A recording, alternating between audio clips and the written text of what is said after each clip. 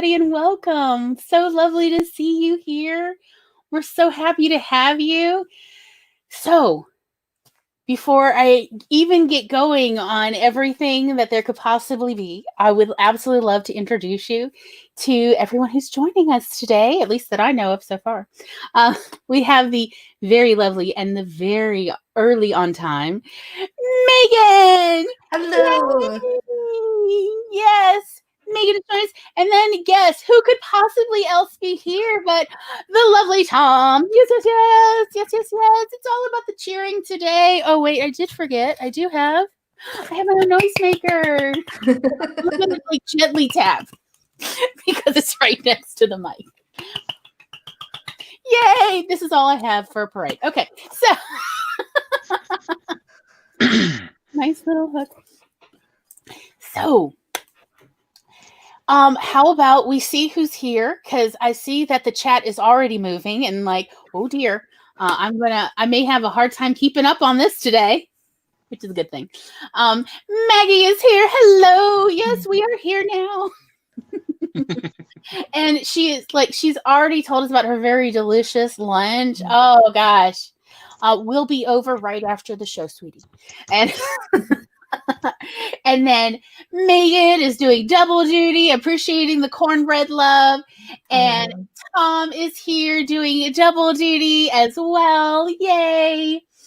And then and CB has joined us as well. Hello, sweetie.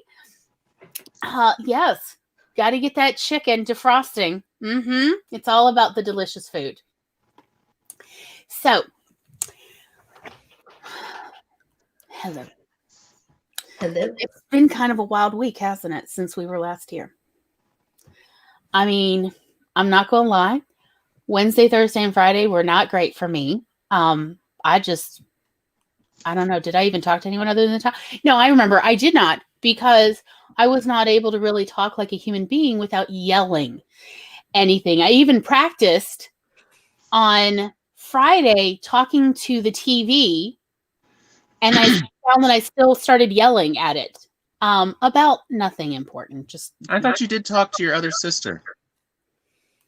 Oh, I did. And we did yell mutually on Zoom for about an hour for the first hour of our 2-hour Zoom lunch. Yes, you are right. We just not like yelled at, but, like about what is up with these people, that sort of, you get the, yeah. It felt good, though, honestly, to at least mutual. You're not the only one in the crazy world who's going. Yeah. And then Saturday night, I finally was able to start talking without yelling. So I Zoomed with more friends on Sunday to try to just sort of renormalize. I don't know how everybody else is doing, but I hope that you were able to take care of your mental health. Because we're here to talk about whimsy and romance and body strippers and horny spoons. And that poor spoon is memeing so hard, y'all. I've absolutely loved all the Bridgerton spoons. It's got its own Instagram account. It does, by the way. It has its own Instagram. I think it also has its own Twitter account. So we're so happy for that spoon. They're doing great. They're really owning 2021. So how is everybody else? Pretty good. I want to leave space for y'all, but like if it's an introverted sort of, hey, we're just quiet over here, that's fine. I just don't want to be that person who literally fills the room with talk and never lets anyone else have a word in edgewise. Oh, you're good. I still want more sleep. I'll jump in if I have something I have to say. Okay, good. Because I this weekend I found a new autism channel. It's not new, but it's new to me. Princess Aspian. She's Australian. She's an actress. She has ADHD and autism diagnosis, and I'm like, yes, can relate, absolutely. 1000% can relate. So she did, in fact, inspire me because she's very much a cottagecore queen too. and she inspired me, and I made little pansexual flag flowers with the hair comb, and I'm wearing one. So she kind of inspired me for that. It helped brighten my day, and it's just nice to see other people talking a lot and just being themselves. It makes me feel better. So anyhow, oh yes, and there is Tanya, who for the first hour of our Zoom lunch, we just mutually yelled about what the is up with people. So yes, it was a lovely cathartic lunch. That's the word I'm looking for. It was a cathartic Zoom. Hi, Tanya. Tanya may or may not be at work right now, so she's not really here. Let's see. Oh, Maggie says, I fell and hurt my back. I am on the meds and nothing is helping. So laying here on my heating pad. I'm so sorry. I hope you get to feeling better soon. Let's see. Maggie says 2021 laughing as she tells 2020, hold my tequila. Speaking of tequila, Miss Sweetheart, Tom has made me a grapefruit juice, freshly squeezed grapefruit juice. Ooh. So hipstery. Tequila drink. Refreshing. It's definitely, it's not too strong, although for all I know, it is strong. But it's not like taste-wise too, it's very pleasant to drink is what I'm trying to say. It has ice in it. So thank you, Tom. Yes, the grapefruit are in season, darling. So if you can make it out to the stores, highly recommend. Love my Texas Ruby Red grapefruit. Just be careful if you're on medication because it can ruin your the absorption of the medication in your body. Yes. So, especially if you're on like psych meds like I am. Yes, specifically the peel in particular and the pith. Yeah, always wait at least 4 to 6 hours between taking meds and drinking any grapefruit juice. Yes. So as well as Earl Grey is in that same category. The bergamot in it. Yes, I love Earl Grey as well, and it also can disrupt the absorption of about 2/3 of all prescription medications. Oh wow, that's a big grapefruit and bergamot, which is in. Yeah, and they had to do some adjustments when Glory went off her Earl Grey in the morning before work, as all of a sudden her morning meds started being much more effective. Yes. So. Let's see. I'm just checking to see. Oh, and then we've caught a wild Eva. Hello, sweetie. How is it going? It's so lovely to see you here. Let's see. Tanya just say, "Oh, honey, just about everybody." Yes, they are doing life right. Amen. Amen. Tanya said. Okay. So.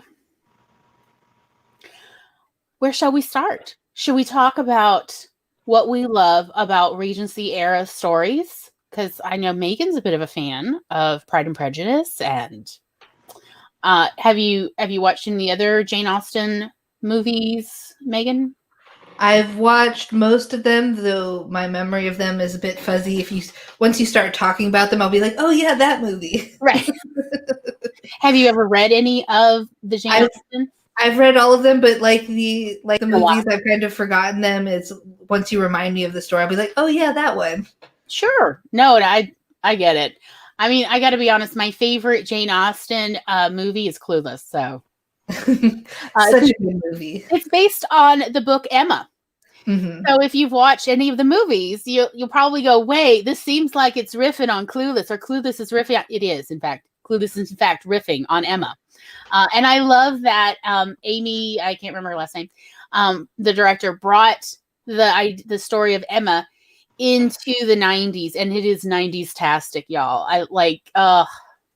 When I watched that movie as a kid, I was just like, I want all the clothes, and I don't know that I want to learn to drive now if it's going to be that scary. And I was like, I don't know that I want to date boys. So, because why are they talking about bananas so much? I'm not sure that I am here for all of this.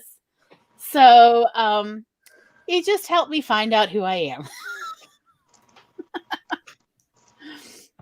And whether Tom ever was actually interested in Jane Austen books or movies, he has been forced to watch all of them. All of them. He's been forced to listen to years of analysis and debate among me and my friends. So he is definitely, at the very least, adjacent to the Regency. Oh, and let us not forget that for a solid 10 years, pretty much at the start of middle school, 6th grade, through my early 20s, I read on average about a romance novel every other day. Because, like, honestly, in my height, I was reading a romance novel a day because I'm a speed reader. However, like, a lot of them were Regency. And if any of them were good, I would hand them over to him when we were teens and go, here, you might like this one. You know, so essentially the more salacious, the more bodice rippery of it. Not the actual bodice rippery. I mean, and again, we're going to talk about like the issues with consent in these kind of stories, and in real life, what was consent, how it's been portrayed, and how it can be maybe, yes, definitely portrayed better. So we will get to it. But yeah, like with me, I was just like, any book that was really good, it was like, hey, Tom, you might enjoy this. And he did enjoy, I would say, like, what, 85, 90% of the romance novels I handed you during that time period. Yeah. Because I didn't hand him every single one I read. It was only the very good ones, the ones that had the good writing, and it was fun and interesting, and it had good flow. And yes, And new nicknames. Oh, and or I guess euphemisms, rather. Yes, as teenagers, we talked endlessly about, do people in real life use all these terms? Manhood, maidenhood, maidenhead. Manroot, Glory. Manroot. Manroot. Manroot was our all-time part of our top 5 euphemisms for male genitalia. The manroot. Of like, a good one. Why? Is it because it's rooted in a man? This seems like such a strange nickname. This is what we as teenagers, as autistic teenagers, were discussing. Just when it was just us, when like our parents were not around, because they definitely did not approve of these kind of conversations.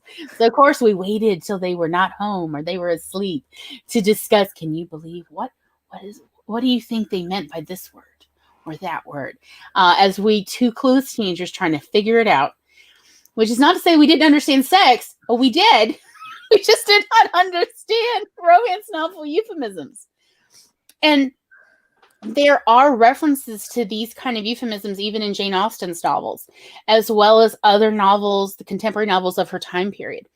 They were using plenty of euphemisms, and I kind of wonder if that's where this idea started, or maybe it rooted deeply in the Victorian era, because there were plenty of salacious novels during that period.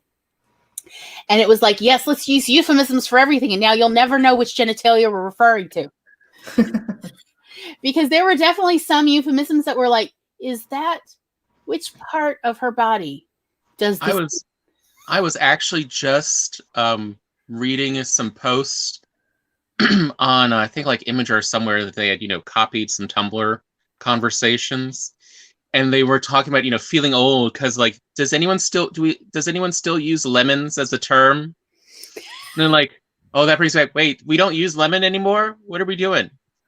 It was, this conversation in the fan fiction time. Lemon referred to sex.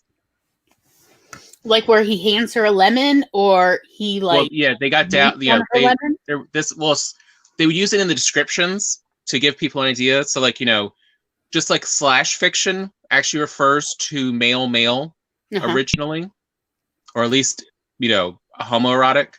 Lemons refer to straight sex. That, this is a lemon story. Oh, hence the whole idea about the lemon party? Yes. Well, I didn't know that. Okay. Speaking of euphemisms. Like an innocent person. Yes. Yeah, a lemon party means everyone gets laid. I mean, just for the record, like, I owned a video store which had an adult back room with adult movies, adult novelties, you name it, we had it, at least, if it was legal. And I have no idea about these things. I still feel so innocent I regularly sold blow-up dolls, and I have no idea necessarily about like the fan fiction lemons. I mean, like, yeah, I had somebody send me the lemon party link when the internet was fresh and new. And I believe the early 2000s, but like I didn't know why it was called lemon. Okay, so I'm gonna tell you the truth. I thought it was called lemons because they were all old guys. So you know how lemons like make you pucker, and like puckering looks like wrinkles. I thought it maybe had something to do with that. I mean, just to give you an idea of how far off the beaten path I got in this. Oh well, maybe it means this. Yeah, I'm not great with euphemisms or cracking the codes on euphemisms. So I definitely like I will be honest, as a teenager, I genuinely wondered, what is the Jade Palace? Because what part of a woman is green? No, maybe her eyes. Like, yeah, I was just absolutely lost. And that's just me. I don't understand human beings. But anyhow, so do we want to talk about the things that we like the most about this kind of genre of stories? Like Megan, you talked about how much you love Pride and Prejudice, or you mentioned earlier behind the scenes. Yes, I do love Pride and Prejudice. I think it's one of the few Regency stories that I really, really enjoy. And I think I love it so much because of it's not like your typical romance that you read where I really liked that Mr. Darcy changed because he wanted to, not because he was like being forced into being changed or because he wanted to get the girl necessarily. He changed because he realized he was being a shitty person and being a terrible person and wanted to be a better person. And I really like that about the story because I don't really like romances where the main character like is forced into change, or he changes because he wants to get the girl and he hopes that that's what it will do to get her back. That really gets under my skin. Yeah, can relate. I don't like that either when it's like a false change. Mm-hmm. Like they're just pretending to be someone else to nab the girl or the guy or the person. Mm-hmm. And it's not like lasting change necessarily, because lasting change comes from within. Yes. Like when people point out like, Gloria, this is like, this is not a nice thing to say. Like, I did not know little people prefer to be called little people because that sounded demeaning to me. And I was using an older term, and someone pointed out, no, I know this is, people prefer little people. And I know this because, my stepmom is a little person and she goes to conventions every year. And this is their standard, what they like to be called. I was like, oh, I had no idea. And I changed that because I didn't want to be ugly or rude. And I didn't know when I would be overheard by someone. And so I changed that because I wanted to, because that wasn't saying something using a term that the people who it's used to describe don't like would be rude, would be ugly and hurtful even. And I didn't want that to be part of my self-definition, to be a hurtful person. Mm-hmm. So yeah, I think when it's an internal change, it's far more likely to be a lasting change. And that's what we want to see, right? And a lot of character growth. We want to see somebody grow as a human being. I don't know about anybody else, but like when I read a story that involves a certain amount of character growth for a character, it warms my heart to see like, oh, they're more likely to actually have a lovely worldview and they're going to survive well in this world since they're essentially often adopting a more functional worldview or more functional way to interact with the world, which is good for everyone as well as themselves, Jerks do tend to get isolated more by their local society, by their local social groups. And so it's so nice to see when characters like understand, like, this is the problem that your social group may have or your potential social group may have. And if you adjust this and you understand why you need to adjust this, you'll probably have an easier time making and keeping friends. And it just always warms my heart when that happens for the character, because I could definitely strongly relate. And I'm always so happy for them. Now, when it comes to Regency stuff, I gotta be honest, I love the costumes. And even though in a book, you don't actually get to see much in the way of costumes, I love even costume description. I am such a huge fan of costumes.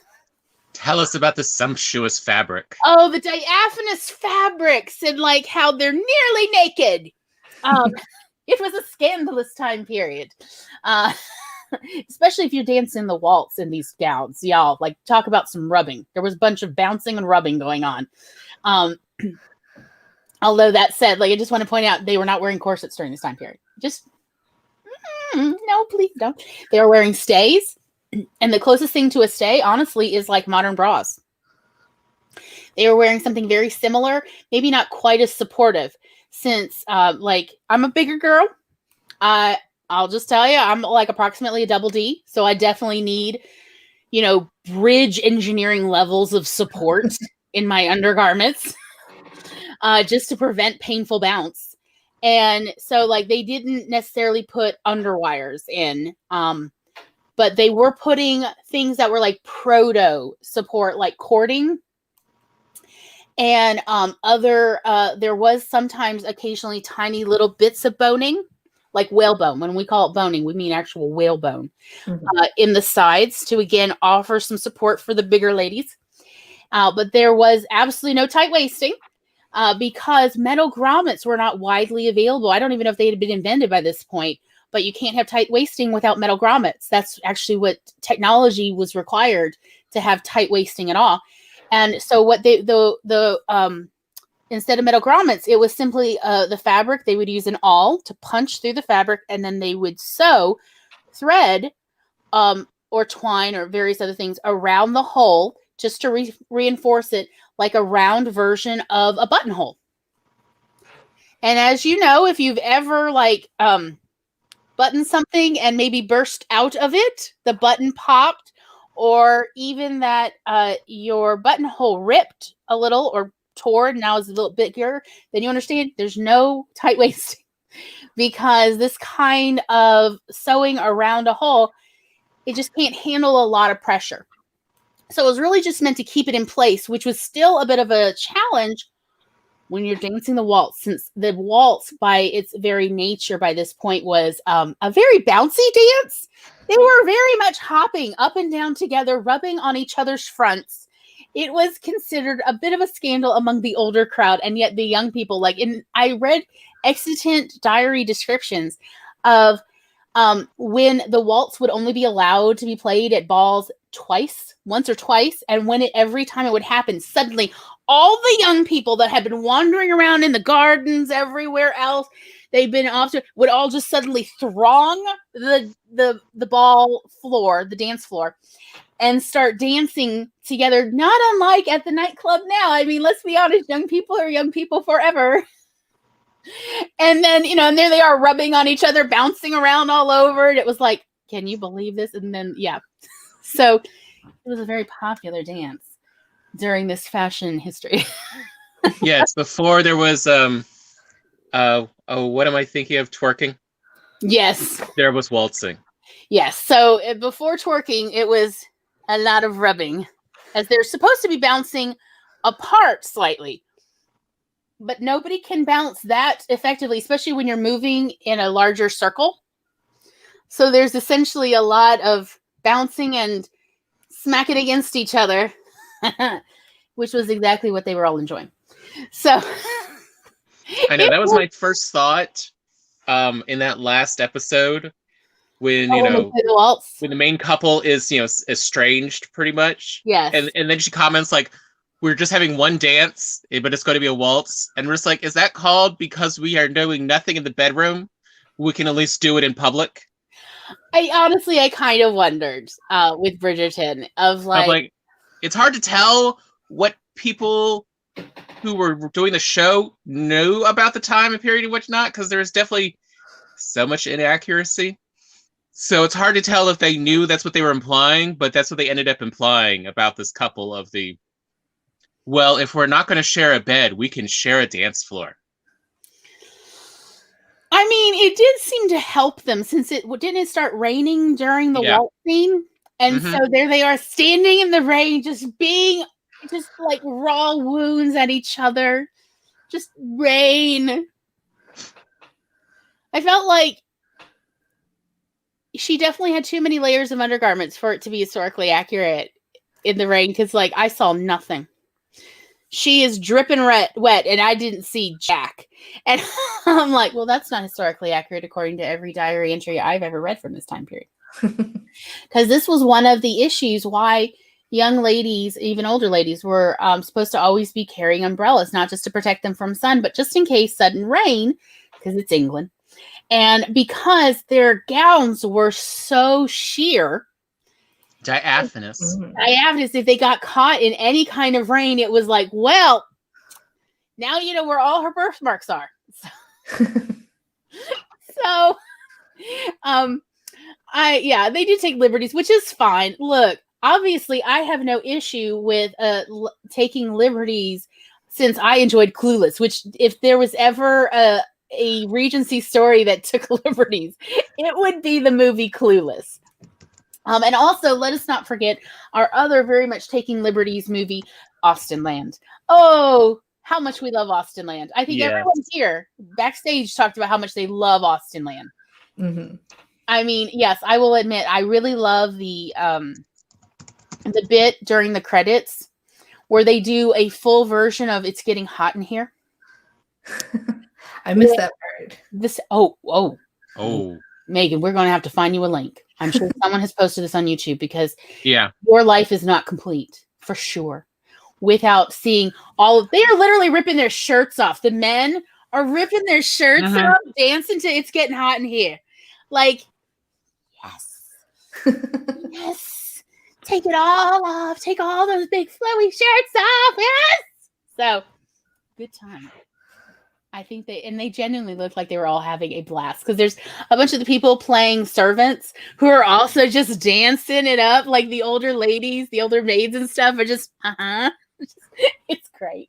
It's a lovely scene. I highly recommend for everyone stay for the credits.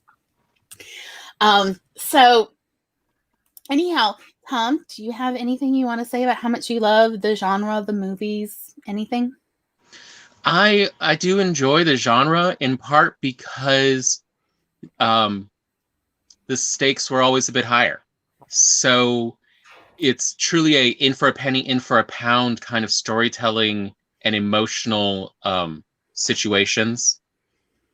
You know, it's like, you know, you see, what was it, the first episode about being on the dark walk? In the dark walk? Just to go anywhere to talk alone, you were already risking a lot socially. So it is kind of fun in that everything's heightened. There's always more risk involved in any action, even to do basic things. So there's a lot more trust going on. And there's a lot more to lose very quickly. So, I mean, that's always what I enjoyed is, you know, it's very soap opera-y. I do like this time period, the genre of placing stories during, really, like, technically, I think Regency technically only lasted like 9 years. What was it? Like, yeah. 1820 to 1829 was Regency. Okay. Thank you. I'm so glad someone looked it up.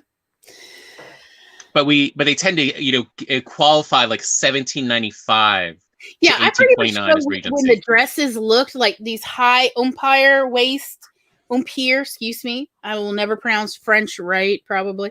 But empire waisted dresses. So like starting like around 1790 all the way till what? At least like 1820-ish or so, because at least till 1830, because in 1830s, I think is when they have those crazy sleeves and their dress sleeves started showing up. It's very objectifying. I'm not a fan. I say that knowing full well Tom, that's his favorite time. He loves those little dresses with these enormous sleeves, and it's still got the high waist, but which has dropped a little bit, and then the skirt itself is like huge, like a doll, and they were meant to look like dolls. And I know that's his favorite, and I am only gently trying to rib him for it. But just a little bit. But just because it's him, just ribbon him because it's him. But I pretty much that 1790s to the start of those huge crazy sleeves and the absurd hats and the really wild clothing fabric patterns, the actual prints were just off the charts busy. Pretty much that whole time period, I go with the whole, it's Regency, it's fine. And the reason I like that time period was it was so much upheaval, socially speaking, because economically speaking, it was incredible upheaval. And so it does lend for so much conflict in stories set in this time period. Terrible time to live in, wonderful time to read about. And so I love it for that. I love, it's not that I love conflict exactly. That was actually one of the things I found a little bit of a challenge to get through the Bridgerton episodes. Is it's so much of petty people with their petty problems, petty, and it's like so exhausting. Very much, little dick energy. There, I said it. Everybody, not just men, everybody has this just snippy. Oh yeah. And so I found that kind of exhausting, but in general, in stories, it's not that snippy. It's not that much pettiness. It's a little bit of pettiness because there's always going to be. Look, we all feel that need occasionally to be a bit petty, just a wee bit. And I mean, it's a perfectly normal feeling to experience the desire to be petty, but there was so much pettiness and sniping going on in Bridgerton that at a certain point I did find that exhausting. And I would not have normally watched an entire season of it in 1 week, except we were trying to watch it for this show. And so I essentially had a deadline. Otherwise, yeah, it probably would have taken me several months, where I'm just watching maybe one episode a week, just because there's also a lot going on in general. But yeah, in general, I do enjoy, and yes, I want to say I've watched almost every version of every Jane Austen novelization ever into a movie, ever. I'm not saying I'm proud of that, but I've done it. Because I love Jane Austen so much more than the Bronte sisters. The Bronte sisters are like the dark side of Austen. Or the dark side of the feminism of and rightly so. They absolutely deserve to be the Bronte sisters examining more of the dark underbelly of society as well as women's roles in society. Absolutely. But it's sometimes I like whimsical. I want happy. I want a happy ending, damn it. I want a happy ending. Everybody has to get married off and happy or not married and happy. I just want happy. Can Eloise just go to college? We are a Stan Eloise account now. We adore Eloise. She is so wonderful. If only someone could explain to her how a lady becomes with a child. I mean, she is the investigative reporting we all want in our society. I mean, she's not necessarily coming to the right conclusions about anything, but you know what? She's young. The actress is not young, but the character, is young. We're going to give her time. Because isn't the Eloise character only 14 or something? Well, I mean, she comes out at the end, for... No, she doesn't come out because she's allowed to delay it, but wasn't she a year or two younger than Daphne? And Daphne, I thought, was 16 or 18. I mean, I know she's a year younger. They were putting Daphne out rather early. Since what is the point of a debut? But hello, she's now on the market. And even at that time, 18 was considered rather early. 2021 was considered a more appropriate time to start putting out babies, even in that time period. So, yeah, I was why are they pushing to put Eloise out? She's so young. Nobody's going to want that. Just saying. I know nobody asked me for my opinion. I'm just saying.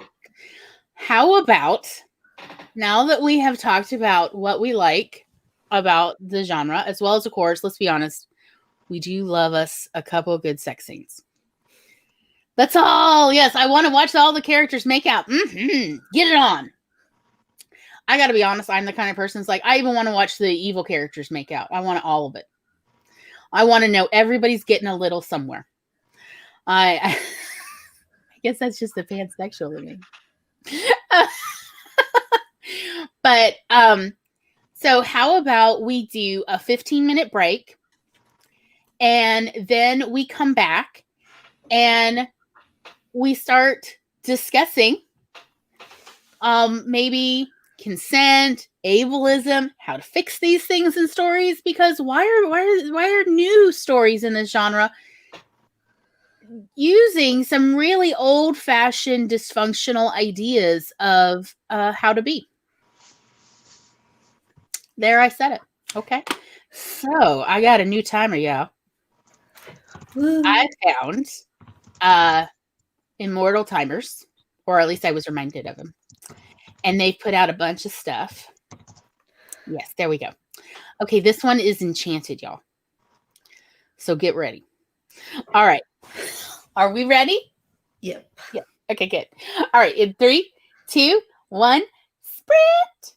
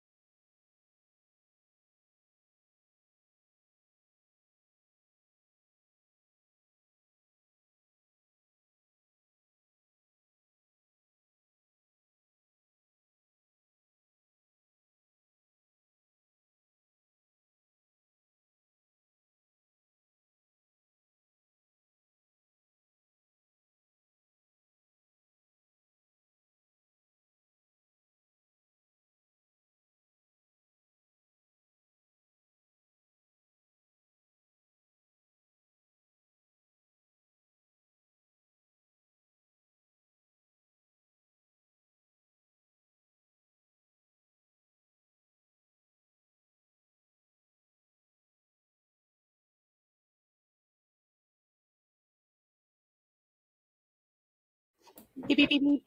Beep, beep, beep, beep. Beep, beep, beep, beep. No, cancel. Don't do that.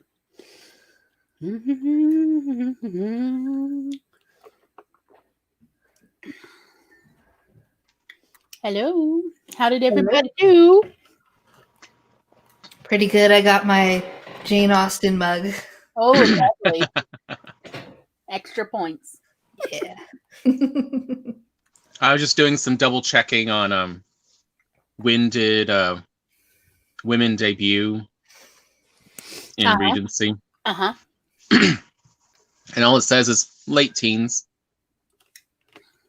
It was much more but Maggie's point, was still correct of, you could be considered a spinster at 20. But it was more of if you took multiple seasons to find a husband that was really she's so old, she's, even, after the first one, she couldn't find anyone. So here she is still on the market. Can't get off the market in less than one season. I mean, so picky. It's not like there were a lot of options. By the way, for anyone who has watched Bridgerton, am I the only one that kept looking at the Featherington sisters, the older two, and thinking, wait, are these the ugly stepsisters from Cinderella? Seriously, like they dress like a duo. I mean, they really dressed them even in the colors and everything. Like they even had a similar look, like the hairstyles and like. Is this a coincidence? Is it just me or? I definitely noticed it. Yeah, I definitely picked up on that vibe of like kind of a little bit petty, it's snipey, but mostly they stuck together, and then there's Penelope on her own. Yeah. Dressing her in yellow. God, why? Why that yellow? I mean, honestly, I got a teensy little vibe of Skeksis from those two sisters when it came to the dresses. What was that in the 7th or 8th episode when the modiste, Madame Delacroix, is like, well, here, these dresses were never picked up. You can pick out of these kind of thing. And they're like, I'm taking this one. It was very much like kind of reminding me from the Dark Crystal. Like, just, that sort of little clawing at it, I guess, a little bit. Maybe that's just me reading into it. Let's see. I got, I achieved nuts. Thanks, Tom. For the break and did some health stuff. So good stuff. Healthier already. Mm-hmm. And I know Tanya messaged me a picture that she's working out. She was working out during the break. She sent me a picture where she's got the laptop in front of the TV, and the TV's got like people exercising on it. And I saw that Jules is cleaning during the break. Nice. Putting some order in that chaos. Mm-hmm. And CB got 28 words. That's very nice. I mean, 28 words is more than you had before. So that's something. Mm-hmm. Here. We went up to the cabin by the lakes in Montauk. I was terrified.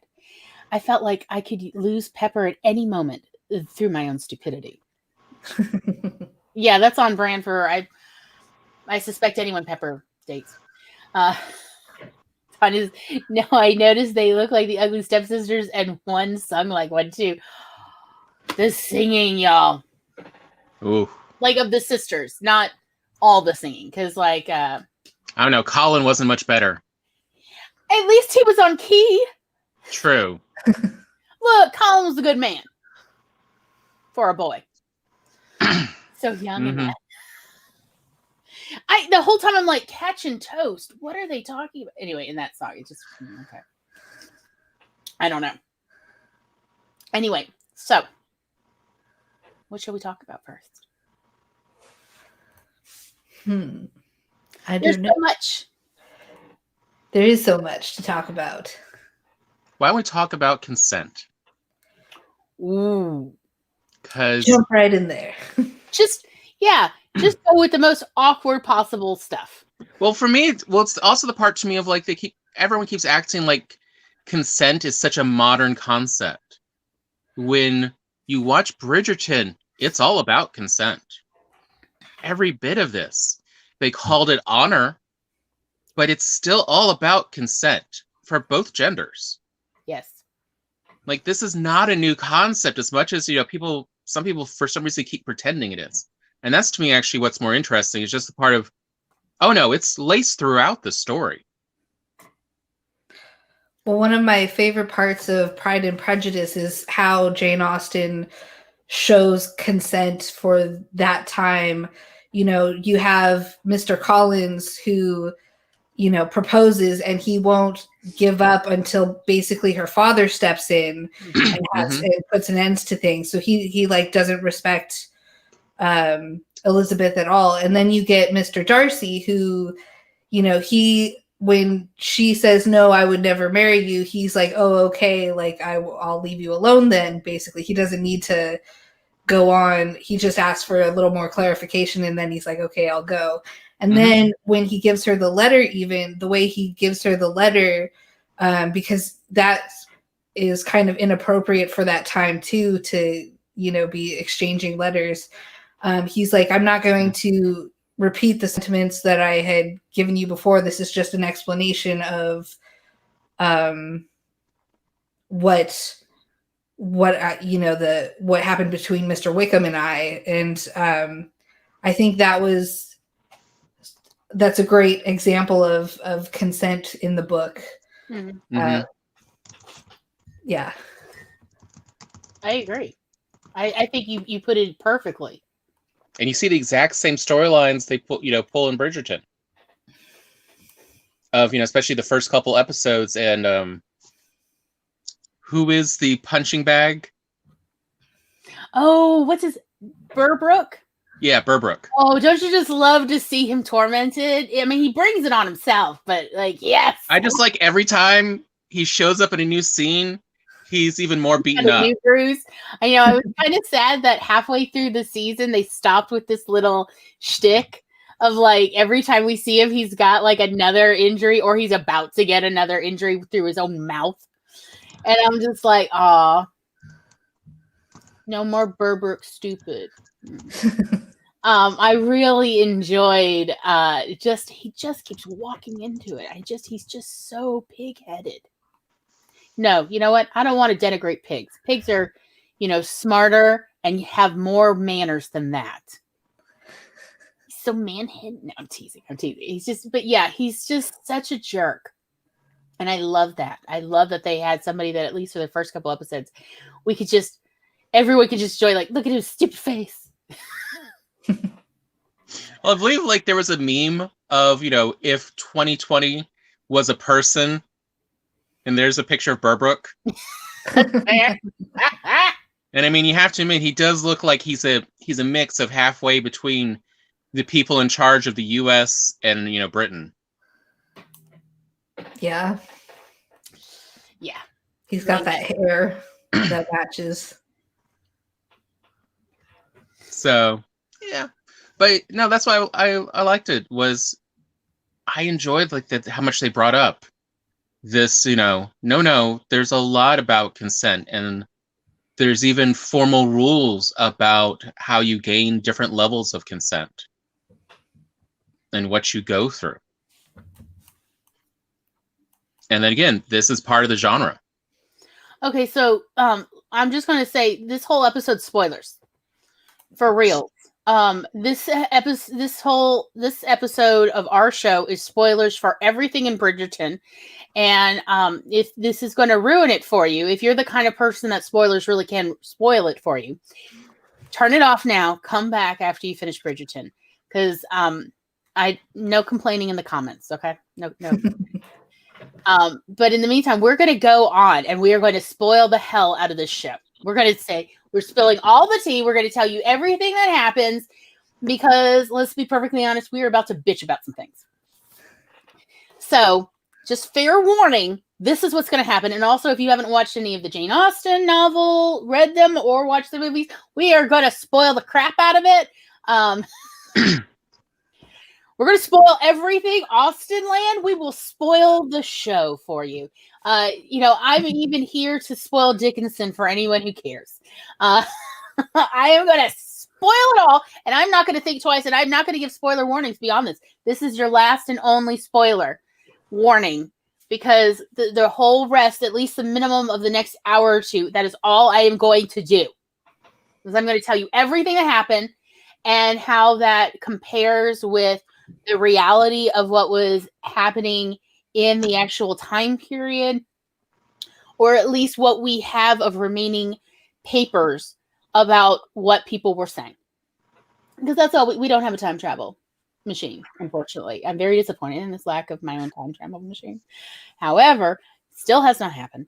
So all I can go on is people's actual diaries, their documentation, what was not burned. Because again, let me just get in here close here with y'all.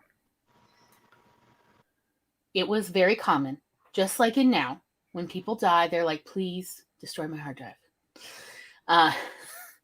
Because I gather people are watching way more porn than I've ever envisioned. And I say that as somebody who used to sell porn. Apparently, people like have whole huge hard drives filled with pornography they don't want their family to know about, which I'm like, this must be some specialty niche porn that okay. I've seen some weird stuff. You know what, whatever. Prudishness, okay, whatever. But there was a very similar belief for, I don't know, the last several hundred years, pretty much since literacy has taken off in Europe, that when you die, a treasured, close friend or family member will burn all your papers that you've asked them to burn. And reportedly, almost every single person really did follow through. People were quite faithful in these vows. Unlike a lot of people I know now who, like, I've known a couple people who died, and like the person, their best friend who was supposed to go destroy that computer, was like, yeah, they're dead. What do I care? Like, I'm like, but you promised him. So whatever. But for the last several hundred years, since literacy has really become popular in Europe, people would normally have their diaries, their journals, and a lot of their personal letters burned. Did they have all of them? No. They actually, whenever somebody wasn't feeling well, it was considered a normal thing to pull out all of your correspondence and start separating them in the letters that my family can inherit, and then everything I want my bestie to burn. And this was normal. And nobody thought this was weird or like suggested anybody was a pervert or anything. This was like, of course you would do this because you would want to save your family from shame. Even Lewis Carroll's family did this for him, which is why we are missing some very interesting correspondence that supposedly he had with a maid. That may have, like, so, like, there's been, some people have said, like, maybe Lewis Carroll was a bit of a pedophile with his interest in little Alice. But in fact, it's now like thought that perhaps he wasn't as much of a pedophile as much as he was into her maid, because her maid always accompanied her on these little boat trips when he would, row them around and tell little Alice stories. And he was actually trying to woo the maid. And the maid may have had an illegitimate child and then had been placed in another family's home several, miles or another town away to keep her away from Lewis Carroll and his family. Yeah. So that's what I'm saying. Like, that is how it was, versus where we think, oh, surely all the paperwork we have is all there ever was of this person's paperwork. No, that is not in any way accurate. Yes, they were definitely far more aware of implications of people, versus no one nowadays seems to really go back through their Twitter feed for the last, 5 years and just go delete all the embarrassing Twitters. As they age out badly? Yes.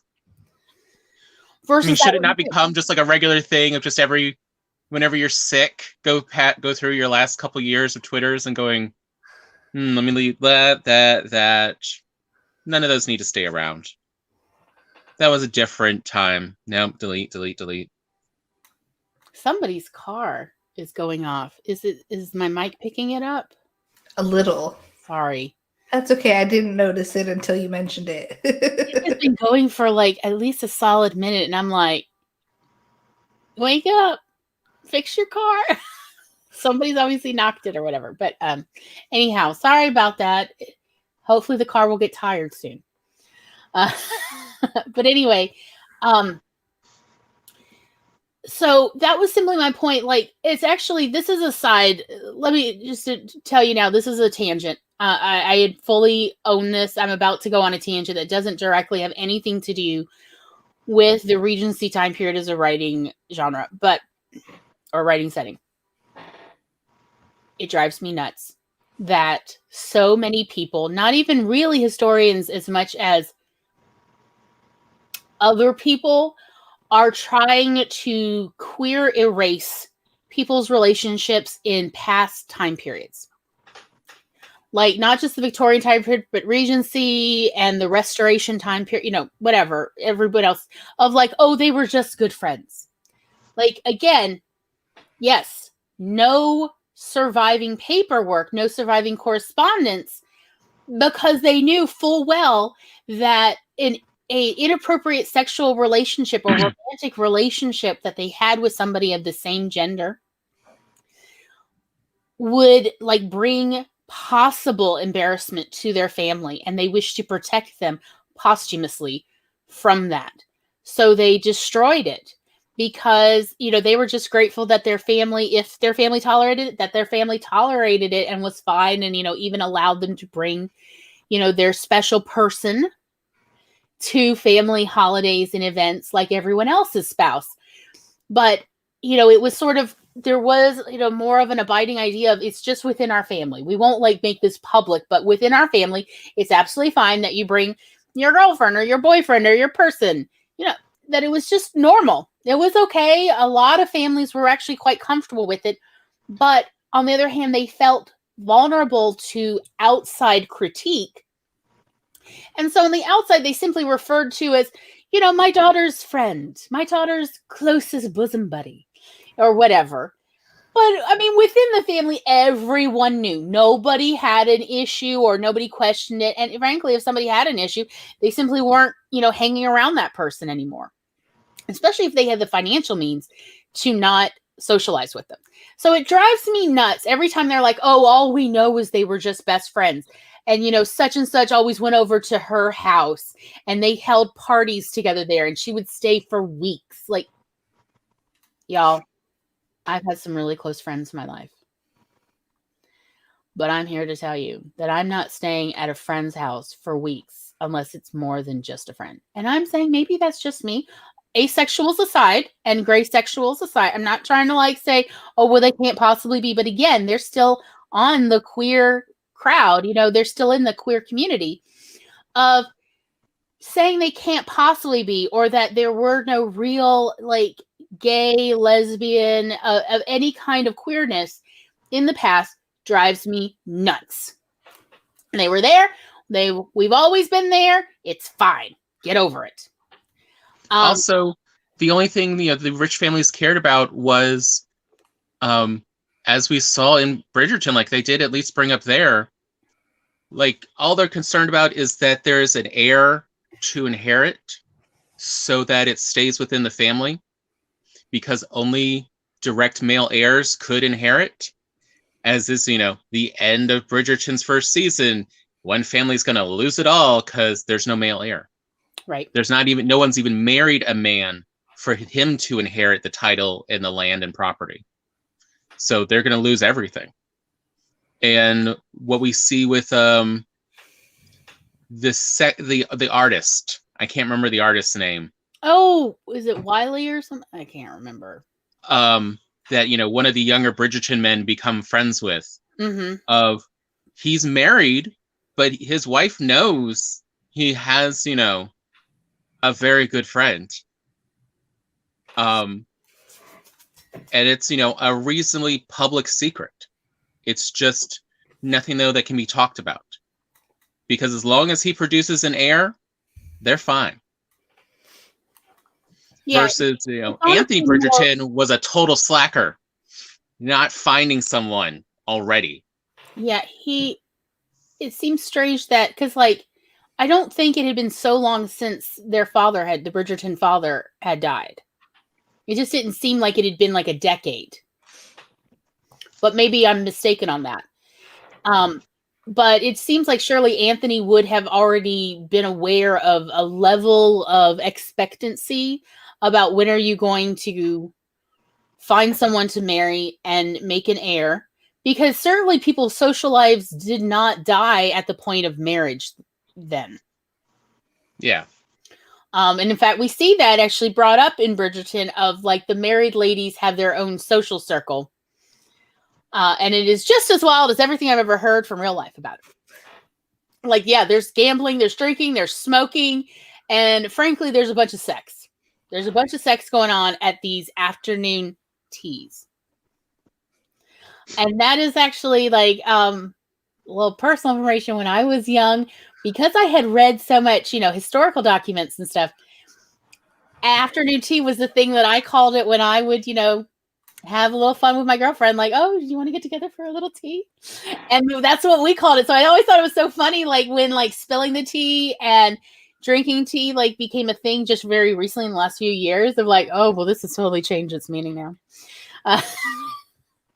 Because, like, I was so used to reading so much historical documentation where, oh, yes, the things that women got up to in afternoon teas has been legendary for several hundred years in Europe, particularly in England.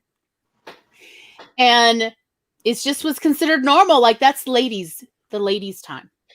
Women's time to do as they wish, to spend their time as they wish with each other, is the afternoon. That is when women have their time, like, to themselves, essentially, to spend it how they wish. Mornings were considered important for charitable work and other work for society. And evenings were for networking in your social group, but afternoons were women's time to spend how they wish with the people that they wanted to most be around for whatever that reason.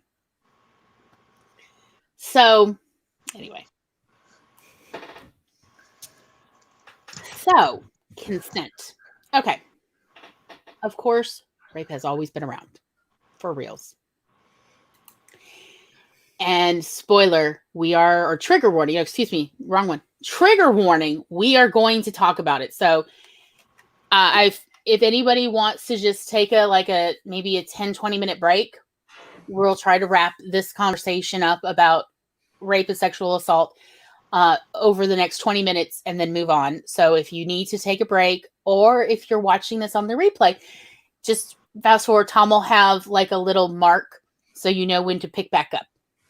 Because I don't want anyone to be unnecessarily triggered if that's not something that they want to talk about. And if anybody on camera would like to take a break, just put yourself in avatar mode and maybe make another cup of hot cocoa. I don't know. I mean, whatever, like, you like, whatever you like. But we're going to talk about, because, like, one of the things that why this show was recommended to me in the first place was about a scene in, I think, episode 6. Yep. Between Daphne and Simon, about why is nobody talking about this lack of consent, that there's essentially a sexual assault, if not an actual rape. Like, yes, there's a marital rape. I would call it a marital rape, personally. I would call it that. And so that's what we're going to talk about. So here we go. So I'm going to try my best to describe it, but I'm not going to describe it obviously in real detail. But so what happens is, in the show, Hastings Simon says many times, or he says several times, I can't have children. He always says, I can't. Well, every time they do have sex, he always pulls out because he doesn't want to have kids. There is a difference between can't and won't. And he does not clarify this at any point to Daphne. So, and Daphne's mother and no one else explained to Daphne how sex actually works. Quick aside, this is not actually accurate for this time period. And that did drive me a little nuts. But All right. Look, I'm going to try to stay focused. I will get into why that's not actually accurate, but whatever. Okay, let's just say she grew up in a barn and has no, you can't know because everybody's seen rats do it. Dogs, cats. I mean, okay. She grew up in a box and has no idea how human sex works. Sure. Okay. So at some point, she asked her maid to explain how babies are made. It's not just Eloise who's terribly curious in this family. How does a lady come with the child? Okay. Come to be with the child. That's it. And her maid explains it since Daphne's mother did not correctly, adequately explain it. I think Daphne's mother's closest she came, Violet came to it, was like saying, remember we had those hounds? Oh, yes, the Bassets, in the country. Well, no one explained to them, and yet they had puppies. So that was the closest this woman came to explaining how sex works and how you get pregnant. Okay. So anyway, Daphne has no idea how one gets pregnant. And she finally gets her lady's maid to explain it to her, which, that must have been such an awkward conversation to have. So anyhow, so Daphne's like, hold up, he's been pulling out because he doesn't want to have kids. He said he can have kids because Daphne thought he had some sort of physical deformity or something about him, and like, honestly, in that time period, measles can affect a man's fertility. Well, and a woman's, I mean, let's be perfectly honest. They can affect reproductive fertility, any high fever. So scarlet fever, which was common during this time period, from what I understand, sometimes with malaria even, and malaria was still going on in England in this time period, which still blows my mind. But yeah, it was there. But a lot of high fevers can affect particularly testes. They can affect their permanent fertility levels of like sperm production and so on. And then high fevers can also affect the female reproduction, like scarring in the tubes and so on. So infertility or lowered fertility was not uncommon in this time period. And it seems interesting that Daphne knows about this, but not how babies are made, but okay.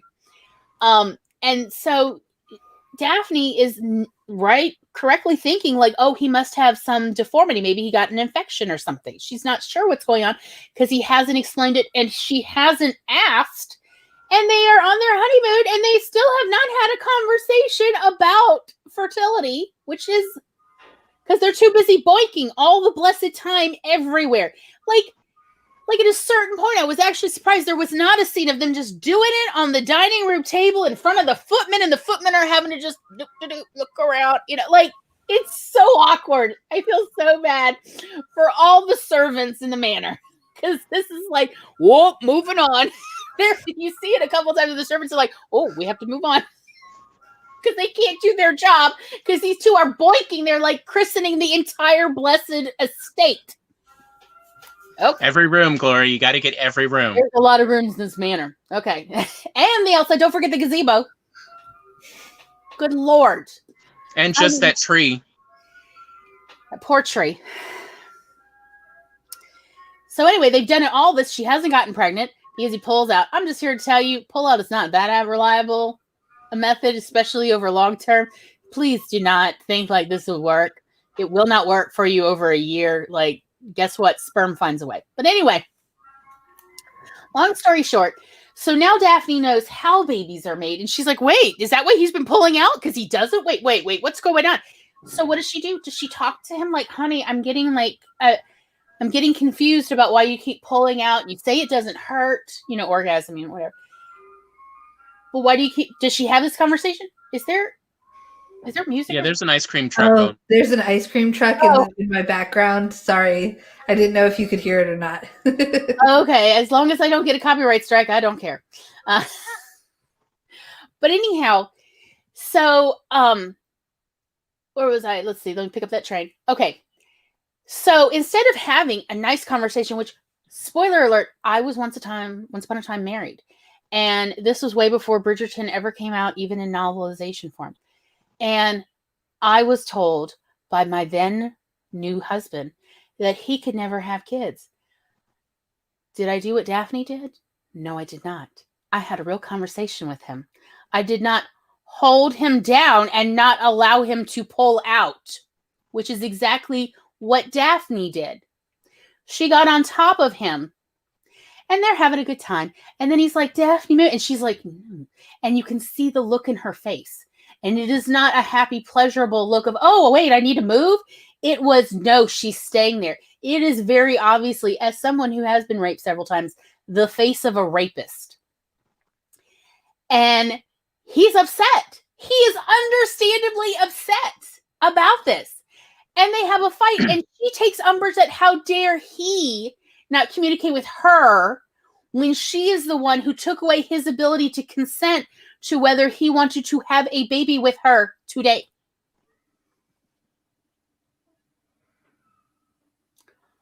They briefly touch on it, I think, in episode 7, while they're still arguing back and forth about this. She never apologizes. They never really have an understanding about it. He just sort of lets it go and allows her to keep defining this argument. It never technically gets resolved, other than she ends up not becoming pregnant from this, or she miscarries. It wasn't exactly clear. Like, I thought it's just her period came, but Tom thought it was a miscarriage. Meh. You know what? Bottom line is her courses came. So, whatever. But that's it. Versus, I think this is a big deal, but why in a show that was made in the 21st century did this not take a bigger place in following episodes? Because this is bad. This is real bad. How would we feel if Simon had held down Daphne in that scene instead? We would have been like, burn him now. He's a terrible person. But yet, in no way is he given the same credence of, she did not do as he requested during the sex of, please get off me.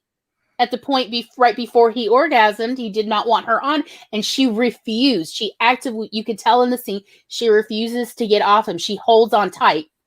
And again, it shows just how much rape is not about sex. It's about power. Mm-hmm. And this is why this show was requested that I cover, actually, for an episode, was to talk about this, because this is, as much as this makes me sad to say, and angry too, having scenes like this in Regency set romance novels, and other novels too, other kinds of novels, where there are sexual scenes that the consent is either at least questionable, if not seems obvious to some of us that it's definitely rape. They're still going on. They're still being written. They're still being published. And nobody, or most people, are not thinking anything of it. Like, it's still perfectly socially acceptable to put scenes like this in modern novels about that Regency setting or other historical settings, and not then use that as a plot point to discuss, or to even give an option for character development, or even to discuss male sexual assault, because that is a real thing. Men are sexually assaulted, and they are not just sexually assaulted by other males. They are sexually assaulted by women and even non-binary people. It's just something that happens to men, and to say, oh, it's not a big deal. It's just Simon being a bit of a prig because he's mad at her. Like, no, this is actually a really big deal. Why did it not essentially become a centerpiece of the following episodes? And I feel like also what kind of helps bring this as a point is that, as a couple articles like in Variety and Vulture, I think, pointed out, even, had entire articles about, there is, now in Hollywood and on this particular show, an intimacy coordinator whose pure job is just to make sure the actors are comfortable and okay with how the sex scenes are planned out, and that everyone is on board for these sex scenes. It's not one of those, well, I have to do this for a paycheck situations that it used to be up until really recently. Right. Mm-hmm. And even the director even said for, that episode, for episode 6, that at first they were very upset that they were going to have to deal with an intimacy coordinator, and like, oh, they're just going to ruin everything. Now, afterwards, they're like, oh no, we need intimacy coordinators every time we do this. This makes it so much easier. But like everything, their first thoughts are always negative. They're always against, versus, consent's a good thing. Consent in the end makes everyone happier and enjoy what they're doing a lot more. And, apparently both these actors in the end didn't have a problem with a lot because they're doing a lot of different positions. Oh yeah, they had so many sex scenes they just montaged it. No, I'm not kidding. They montaged the sex scenes. Like these people were boinking it all over that manor, y'all. Simon goes down on her a bunch. It was so uncomfortable watching this with Tom. Like I was just like, oh god, nobody warned me it was this much. Awkward. Yeah, so I'm just going into analysis mode as I'm watching this instead.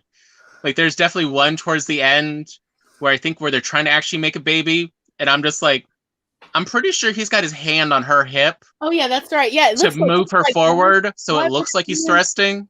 Why would a man's hand be down there while they're moving up? And look, it's just some technical stuff. Again, I hope the asexuals are not here feeling uncomfortable. So anyway. But anyhow. But again, why is this not really mentioned or brought up versus there would have been so much of a story afterwards if the roles were reversed of, oh, how is she going to leave Simon? She just married him. How is she going to get this annulled? How can she divorce him? Because you can't stay with a man like that. Yeah, rather than, excuse me, she's the one who took his consent away in the middle of the act of sex. This, I remember when I was young on Phil Donahue and Sally Jesse and so on, there was the conversation of, is it possible to be raped inside of a marriage? And I'm old enough to remember how literally our small town up in Oxford, Mississippi buzzed for weeks, months really about this. Is it possible? And it was so interesting to see people, individual people, couples, whole neighborhoods change over time the more they talked this out.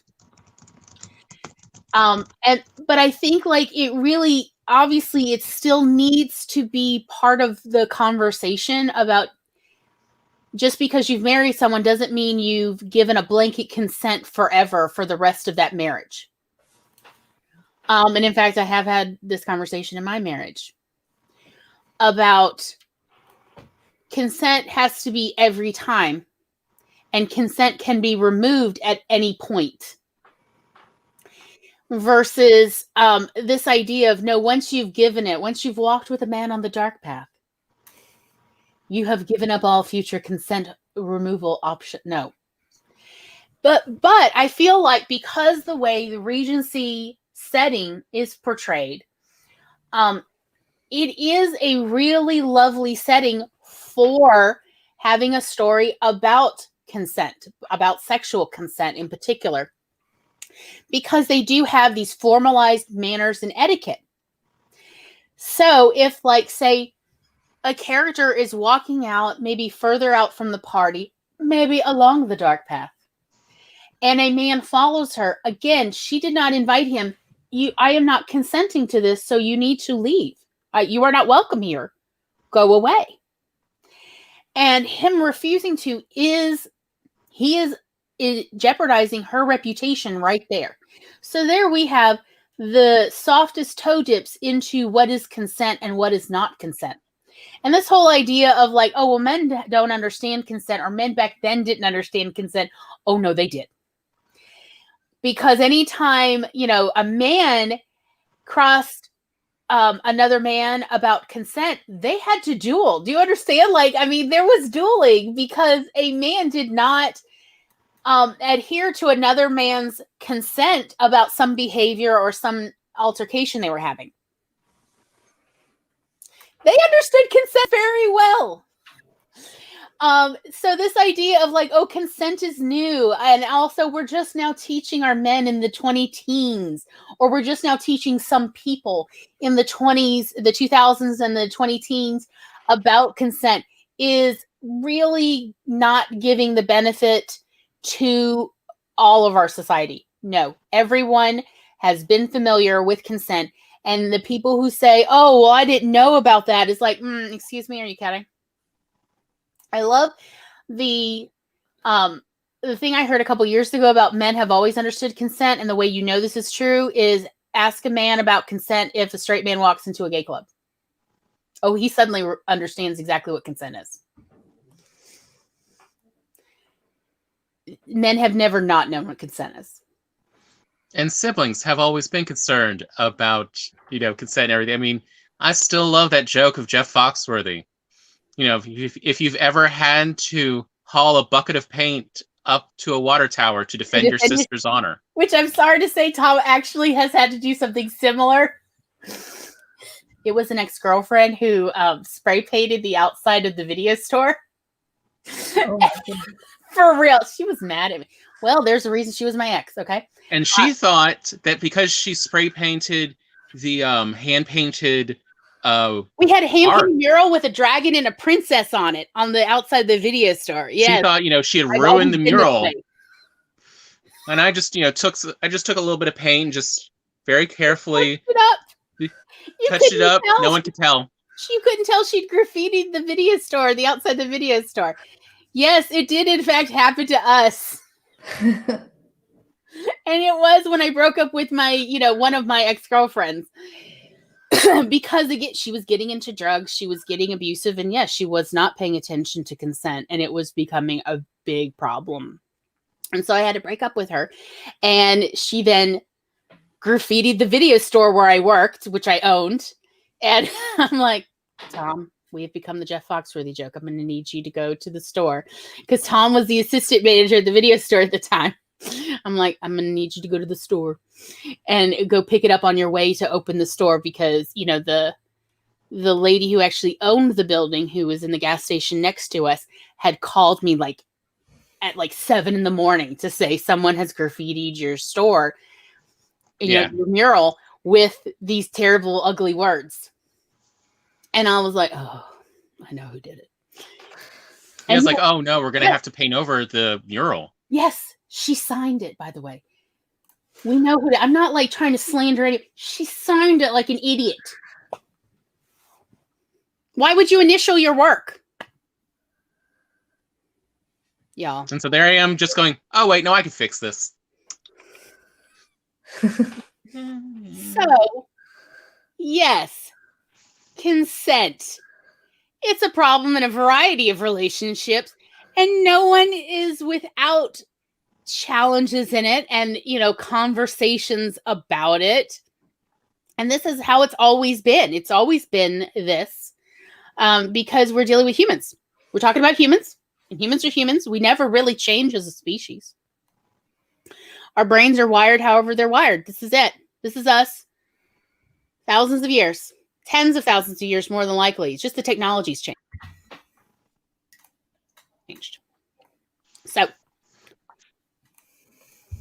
are we okay? Anybody have thoughts they want to talk about? Are we all right? Do I need to check the chat? Where are we? Well, Eva apparently only came in at the part about consent, so she mostly missed it. And had an interesting anecdote idea mentioned about her mother. Towards the bottom. Oh, is it the one, my mother? Yeah. About conception? Till she's pregnant the second time? So, okay.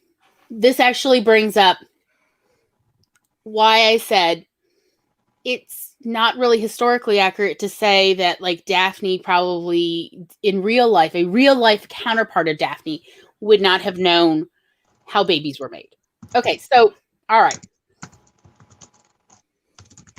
What I'm about to tell you is reflected in the documentation of actual sexual attitudes in the Georgian time period. You're all maybe upset with it. But again, I just want you to know I'm not trying to upset anybody. It's just that they thought this was normal and perfectly acceptable, okay? And some of it's a little bit, all right, a lot of bit abusive. So here it is. Okay, so let's first start out, though, real quick with the views about children in the Georgian time period. Which is that before the age, I think, of 7, they were considered pre-human and that they didn't have much memory or reasoning capacity. This is actually what they thought of them. Essentially, they didn't think of much different than animals. Well, that's not 1,000% accurate. So Yeah, I know. I'm not sure how to entirely explain okay, so like, okay. So what they mean about they weren't entirely human is they weren't like sentient like we think how humans are. Honestly, I've met a few dogs I think are sentient, but anyway, okay. But they were like there was a brain in there, but they thought it was sort of like how how a monkey you can teach to do basic tasks and they can then do that. They thought children under the age of 7 were like that. Like you can teach them how to stir the batter, you can teach them how to make the bed, but do they have like higher order thinking skills to like figure out philosophy? Not necessarily. They do, that's what, and that was what they thought made us human. Remember, this is the age of reason. Oh, we're all reasonable. We are the reasonable species. We are enlightened. We are, thank you, enlightened. So they believed that children age 7 and under could not be enlightened. And they could not be reasoned with, which if you've ever raised a 5 or 6-year-old, there's a certain truth there. That when they get into a certain mood, it's very difficult to reason with them. And you just have to say that's the way it is right now. And so also before then, they couldn't really commit sin either because they had no reason. Right? I mean, like, even though we know that children can understand basic right and wrong, anyway, it's real complicated, and it was just the time period. This was their basis of understanding of human psychology. And our understanding of human psychology has changed with the times. So anyway, so here's the thing. Women getting pregnant, or even young women, like where we would really call them girls, like middle school age, that has always been a thing.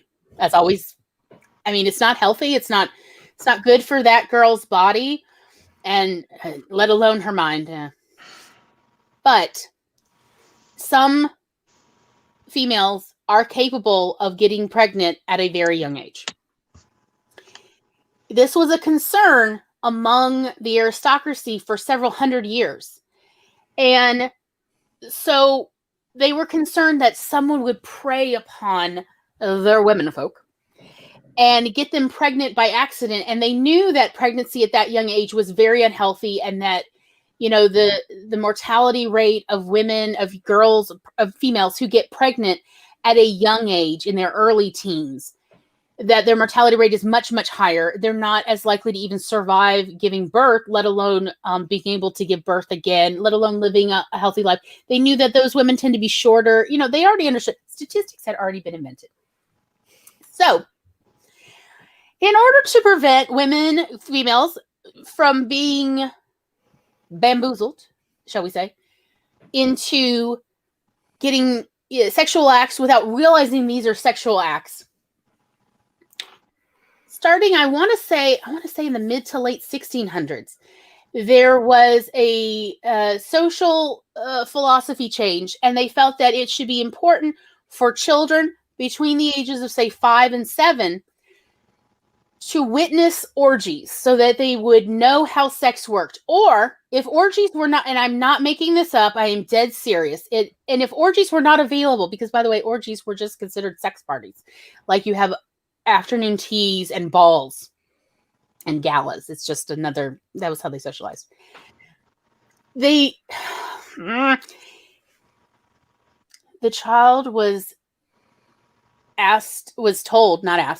told to witness their parents having sex, and either one or both of the parents would instruct the child, or there would be a nanny or a tutor or a governess there to instruct the child on how the sex act works while they had to watch their parents have sex. Wow. As I said, Y'all are going to go, oh, this is so abusive. I can't believe you're describing this to me. And I'm like, I am not trying to traumatize y'all. I'm so sorry to have to tell you this.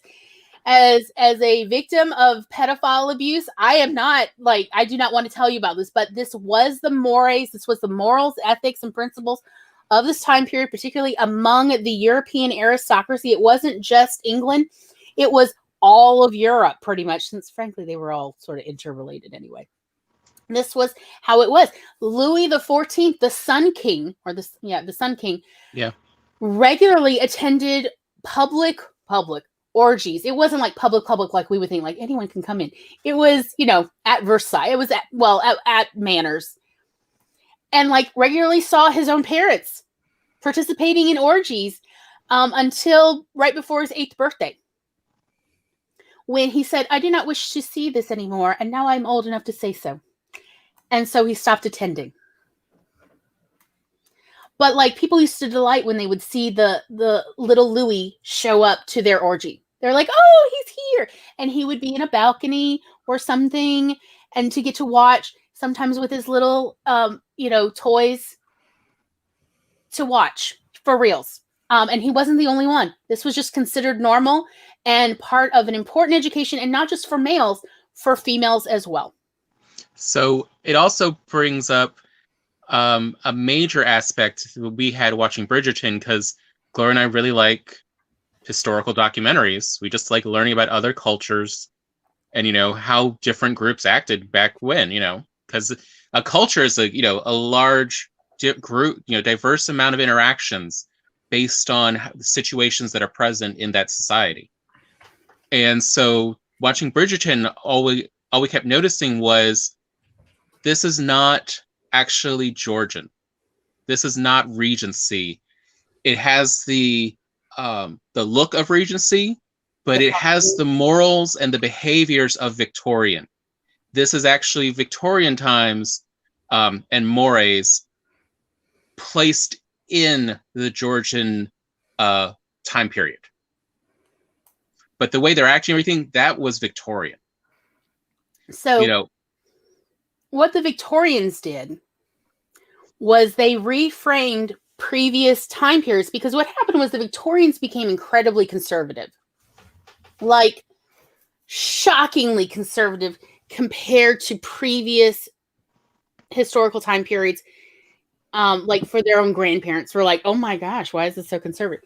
And so what the Victorians did, so that's not to have their young people balk at this conservative ideas, they reframed previous historical time periods like the Regency era and the rest of the Georgian time period. There were 4 King Georges, so this went on a while.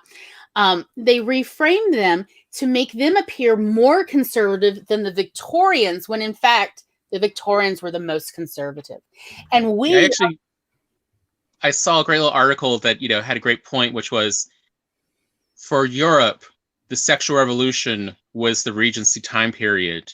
It was, versus America thinks it's the 1960s.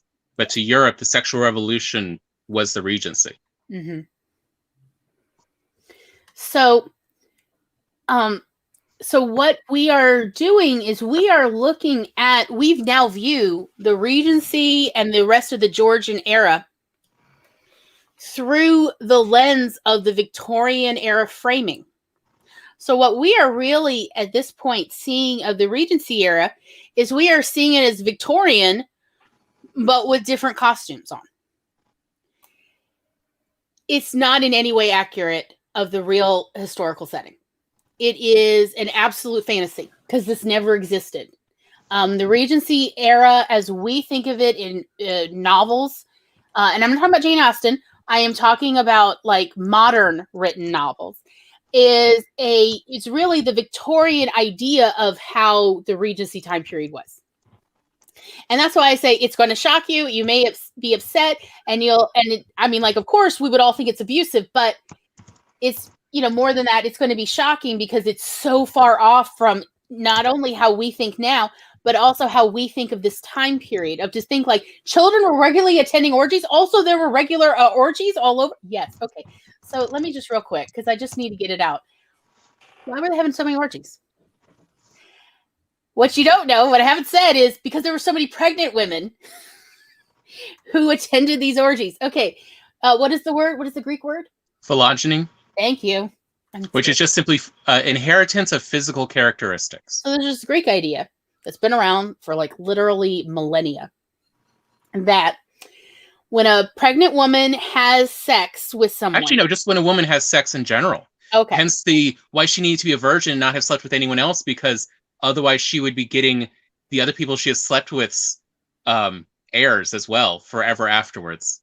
Right. It's so weird, but it does explain the weird virginity concepts. True. So when a woman has sex with anyone, of any gender, by the way, or non-gender, their attributes, particularly their strengths, can be transferred to a small degree to her. So it was believed that if she was pregnant and she had sex with people, particularly not her husband, not the father of her baby, that those people would also imbue her fetus with those attributes. And so when a woman was pregnant, particularly, by the way, a queen, but really any part of the aristocracy was pregnant, it was considered important for her to at least attend big name orgies with like notable people, like military victors, you know, and other athletes, other like important big deal people, like big thinkers of the time period. It was important for her to attend in order to have sex with these people so that her child would then gain some of these attributes as well. Because there were a ton of pregnant women attending these. Also, because that way they knew for real who was the father, so there was no question about inheritance. But I mean, also, the child mortality was so high.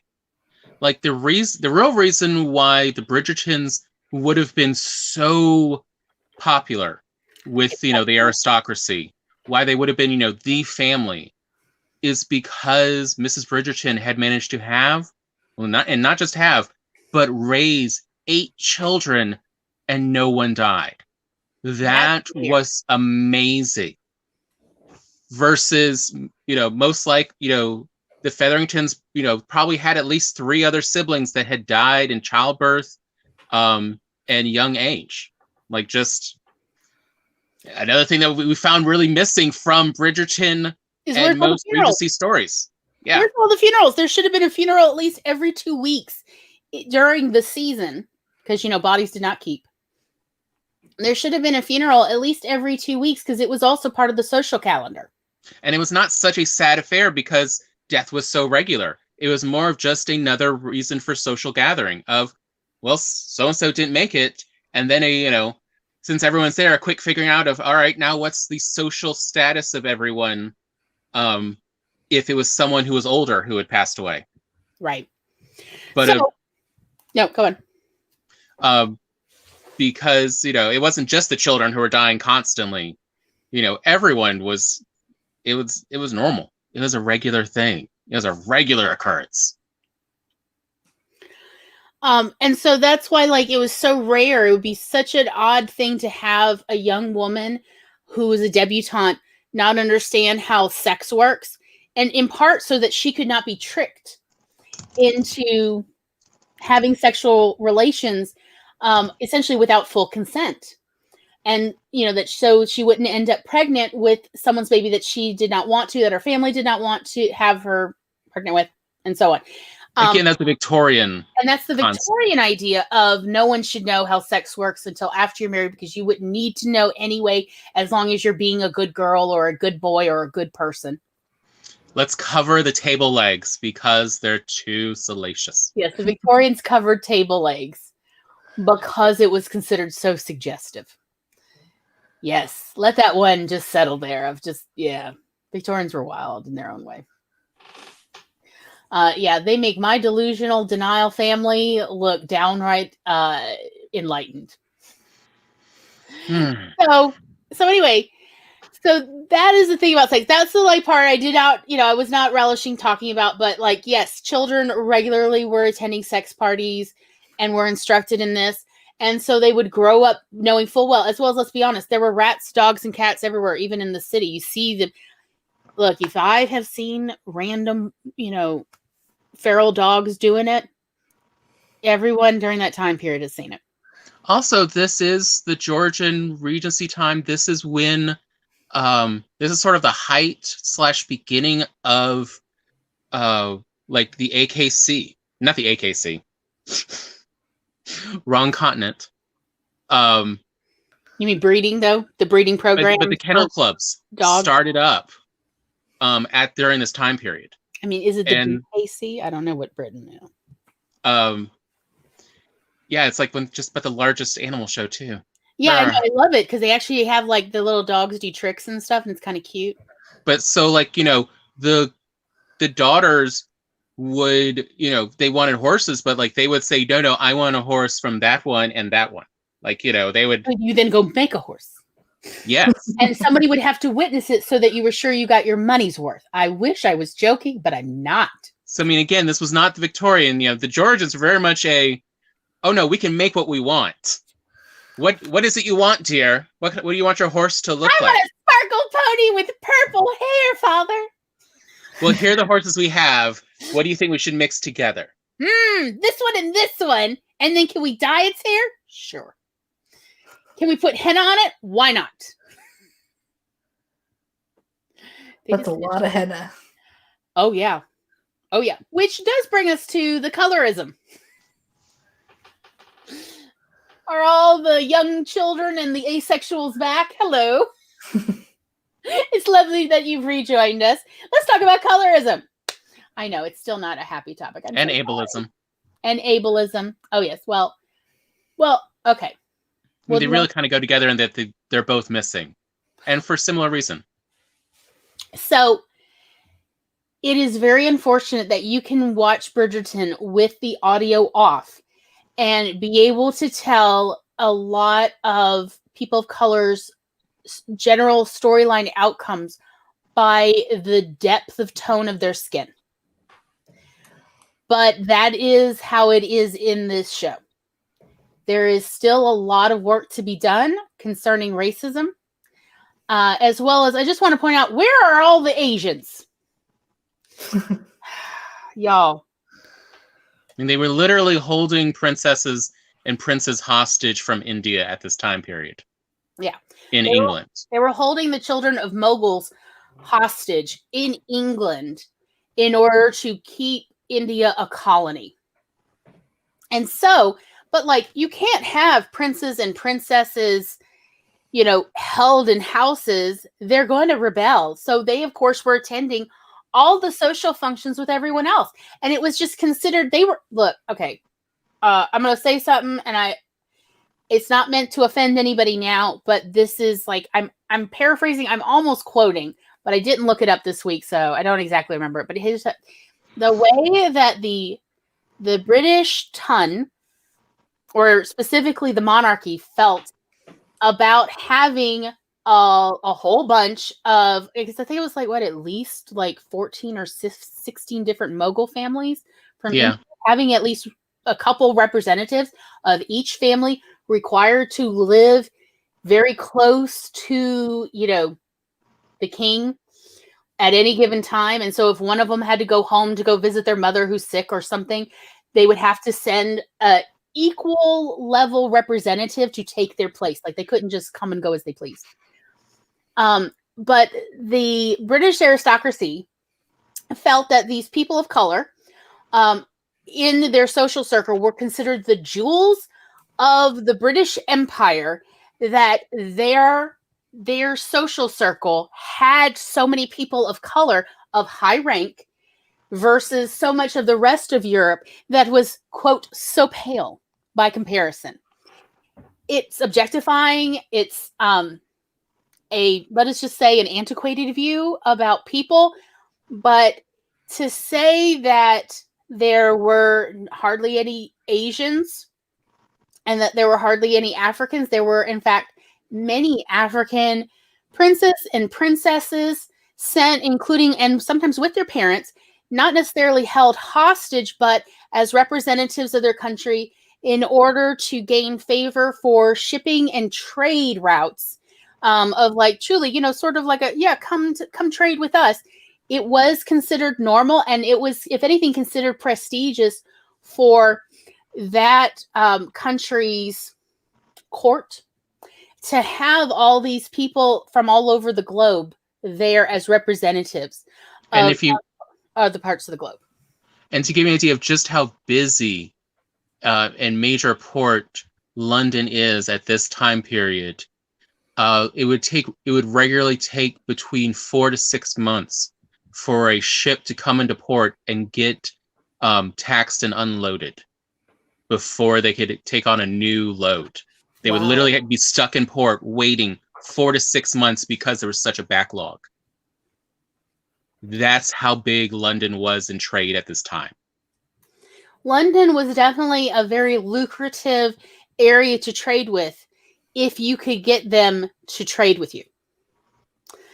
So in the meantime, though, if you happen to have any aristocrats at all from your country on board, which often you would as representatives, to help like gain investors, they would of course be invited to parties to socialize with everyone else during the season. This was normal. So to say, oh, Bridgerton, like the TV show, is so revolutionary, I guess it is by 21st century standards, sure. But by actual historical standards, I'm going to tell you right now, that's some pale looking people. There's not that many people who are of darker skin tones there. And there would have been way more people of darker skin tones there because there was some interracial people, but there weren't as many interracial as there were just representatives who were moving in. I mean, like, I think Dr. Muhammad, I can't remember his last name, but who ended up opening the first curry shop. He literally, the king, George III, I want to say, or was it George II, gave him his own title and land just because he came as a representative of India. And he became George IV, the regent prince's regular party goer and advisor for the rest of his life. He was a doctor. He had his own spa. I want to say in Bath, and that apparently made Bath a big deal. It wasn't really a spa town before that. But he was a doctor. He was a restaurateur. And he was really a polymath. He was just very intelligent, very varied in his interests. And from there, he was considered, like, people literally were coming, other aristocrats, including, yes, the Prince of Prussia, one of the princes, was coming just to meet him because it was like, oh, finally we have, members of other countries' aristocracy coming here to socialize with us and possibly intermarry. And people were very excited about this. This was considered a big deal. And also people were really tired of burning in the sun. So this was mentioned. I actually saw this in several journals. Well, the other part, I mean, because of the venereal disease and also just the limited stock of people to intermarry with, there were, just pregnancy and fertility issues throughout the aristocracy of all of Europe, but including England. So that's again why they were looking for outside, because they were very well aware of what is called hybrid vigor, which is where the offspring of two different species actually often have greater endurance and greater qualities than each of the individual ones. Hence why mules are actually more popular for a pack animal than a donkey or a horse, because mules actually have greater endurance than both. And so that was also their thinking of getting other groups in here, because definitely racism was high and running at the time. Yeah, but hence why they thought people were of different races. Race has to do with species. Yeah. Not with, different skin color tones. I mean, we don't call cats like this is a mackerel tabby versus this is, a calico. We don't think they're different species. They're all from, the same genetic lot. But that's where this whole idea of different races comes from, even though we are all one race. It's called the human race, and that's the only option that I am aware of right now for us. Aliens, let me know. But, and just simply pointing out, so they thought that interbreeding with different races, because they still thought these were not, humans as they think of themselves as humans, but a different race, a different species of primate from the European ones, that it would make stronger stock, that they would be less likely to be prone to infection, less likely to have their reproductive organs affected by fevers and other infections. And the problem going on during the Georgian time period, and not just in England, but really all of Europe, was the breeding group was dwindling. It was a serious issue. They could tell the children, the offspring coming out during the Georgian time period seemed to be weaker. That may have had something to do with everyone wearing lead paint all the time. They definitely noticed that the IQs of the aristocracy were going down, hence the whole dandies and, the whole concern with people of lower IQ, and also, what we would think of as certain wasting diseases that they thought were genetic rather than cretinism. It was thought to be genetic, but it actually has to do with a lack of iodine at a young age. Mm.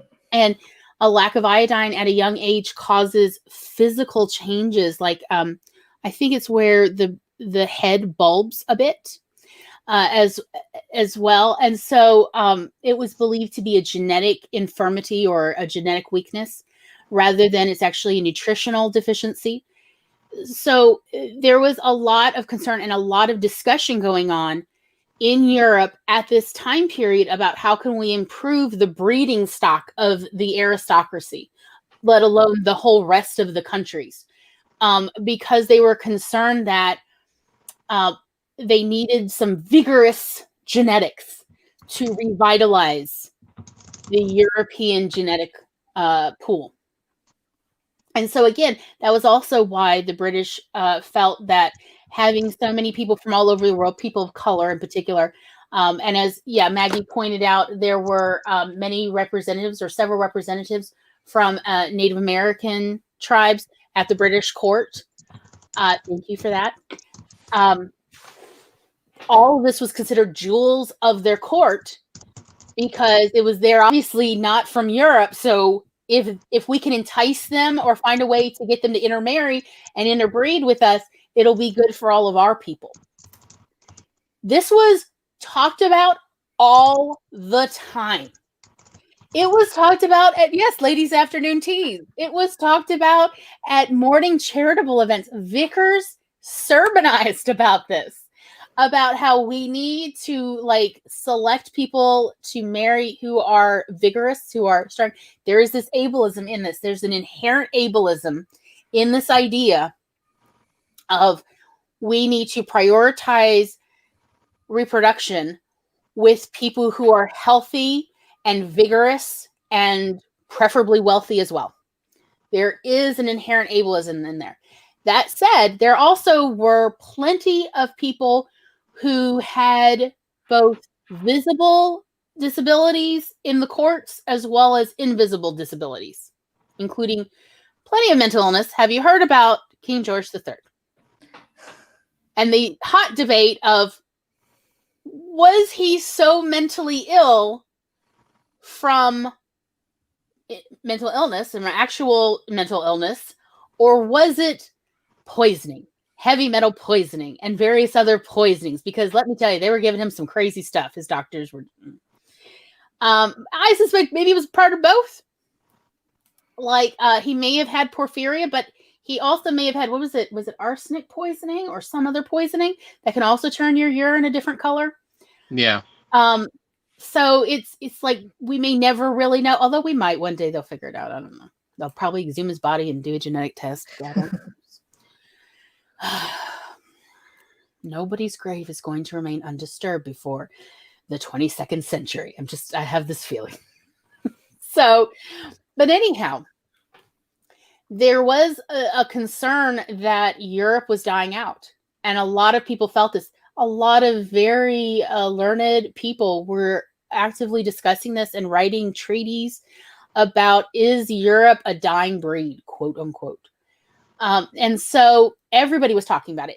And not just, say, people in colleges, universities, but the regular aristocracy. Frankly, the middle class were talking about it. Again, that was another thing. I was like, where's middle class here?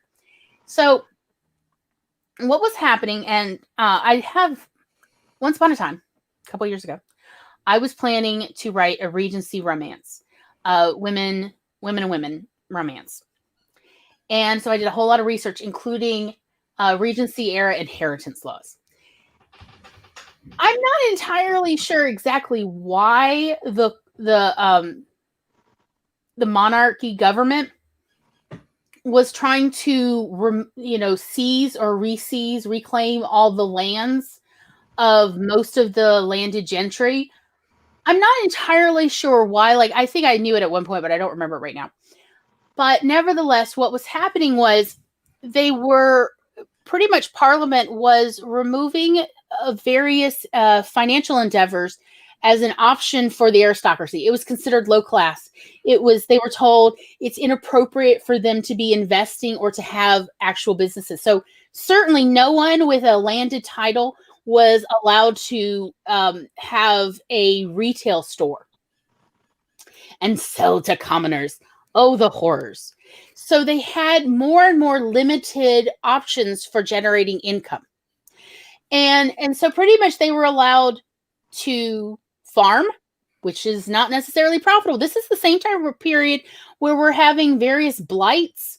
There's various crops being ruined. And in England, it was like up to 1 out of 4 harvests were an absolute disaster, which was why, in part, Britain was pushing so hard to have colonies everywhere, was in the hopes of being able to then have wheat and other needed foods come back to Britain, because Britain as an agrarian society was never working very well.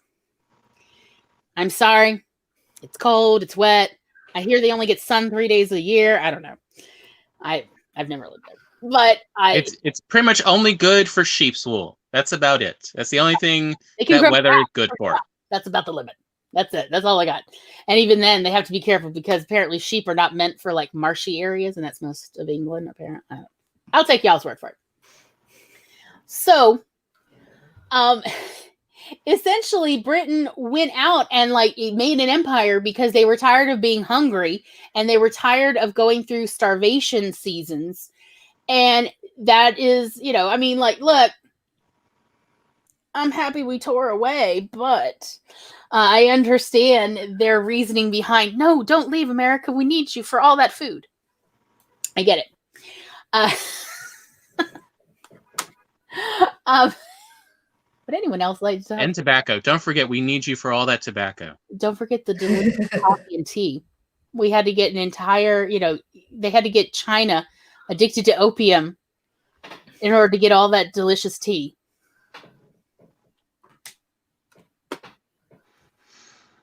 Anybody? Nobody? Actually, why don't we take a little break? Okay. All right. Are we all ready? Is it time for a goat check? Okay. And I've got another 15-minute timer from Immortal Timers. This one's a little bit spooky. Ooh. Oh, yeah. Are y'all ready? It's a lake timer. Okay. 3, 2, 1. Spread.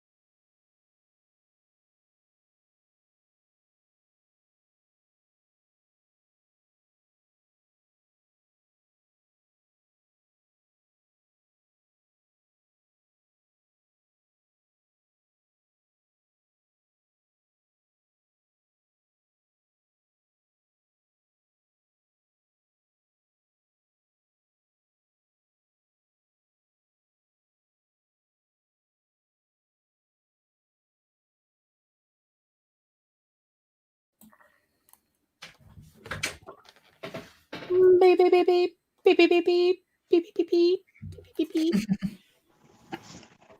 Beep, beep, beep, beep.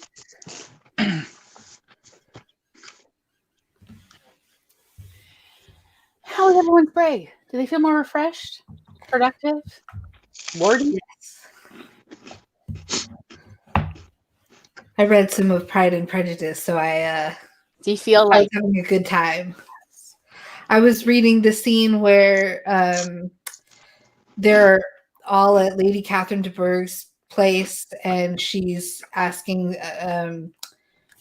Elizabeth to play on the pianoforte, and she's like, "No, I don't want to," but Catherine's like, "Yes." And Lady Catherine de Bourgh gets her way. And I love the back and forth between her, Mr. Fitzwilliam, and then Darcy. That do you know how your cousin was behaving at the ball in Netherfield? And he's like, "No, tell me." And she's like, "It was absolutely dreadful. He danced with only 4 couples, and he only danced 4 times, and didn't speak to anybody there, even though there were ladies available." And it was just fun. he not spread himself around? Yeah, introversion was not an excuse in this time period, that's for sure. No. It was a different kind of idea about personalities back then. Like another thing I noticed in that very first episode early on that I figure most people wouldn't even think about, but did actually show wealth, is that very first ball. The opening one. Every dance card has its own pencil. Mm-hmm. Yes. Pencils were actually very expensive at the time, and England had a stranglehold on graphite at the time. They had the only graphite mine in the world. So those little golf pencils were actually a show of wealth. Oh, wow. I didn't know that. Yeah, I think it was a big deal when they found graphite in West Virginia mines or something. Mm-hmm. Like, it was like revolutionary at the time. When they found those, they were like, finally, our children can learn in America too. Pencil. But yeah, like that actually was like a correct, unlike so many things to talk about incorrect. We're going on. Okay. So something. Yeah. Go on. Oh, by the way, I accomplished nothing but eating Ritz Bits. Because Tom got them for me because I did forget to eat today. Yeah. It's not my best day, y'all. Sorry. And so Tom was like, I noticed you're flagging. Would you like some Nutter Butters or Ritz Bits? Like, Ritz Bits. And then he made us toast. Ooh, nice. From homemade bread. Ooh. Yeah, we've been working on a milk and butter bread recipe that's delicious in the bread machine. Nice. Highly recommend bread machines to anybody who would like once you've had freshly made bread, you're like, why would I ever go back to like grocery store bread? It is worlds different, and you just literally plop everything in the machine. And 2.5 to 3 hours later, ta-da! Yeah, I'm on my second machine, and it frankly should have died already, but like we're keeping this thing limping along for I'm a big fan of bread machines. But anyhow, Charlie stopped by for a moment. Hello, darling. Hello. And CB got 242 words. Wonderful. Wow. Very nice. Especially considering I accomplished eating Ritz Bits and a little bite of toast. Maggie got 336 words. What is FMC? Female main character? Mm-hmm. Like one of her protectors was almost mind murdered and rushes to get him to the healers. Ooh, mind murder. All right.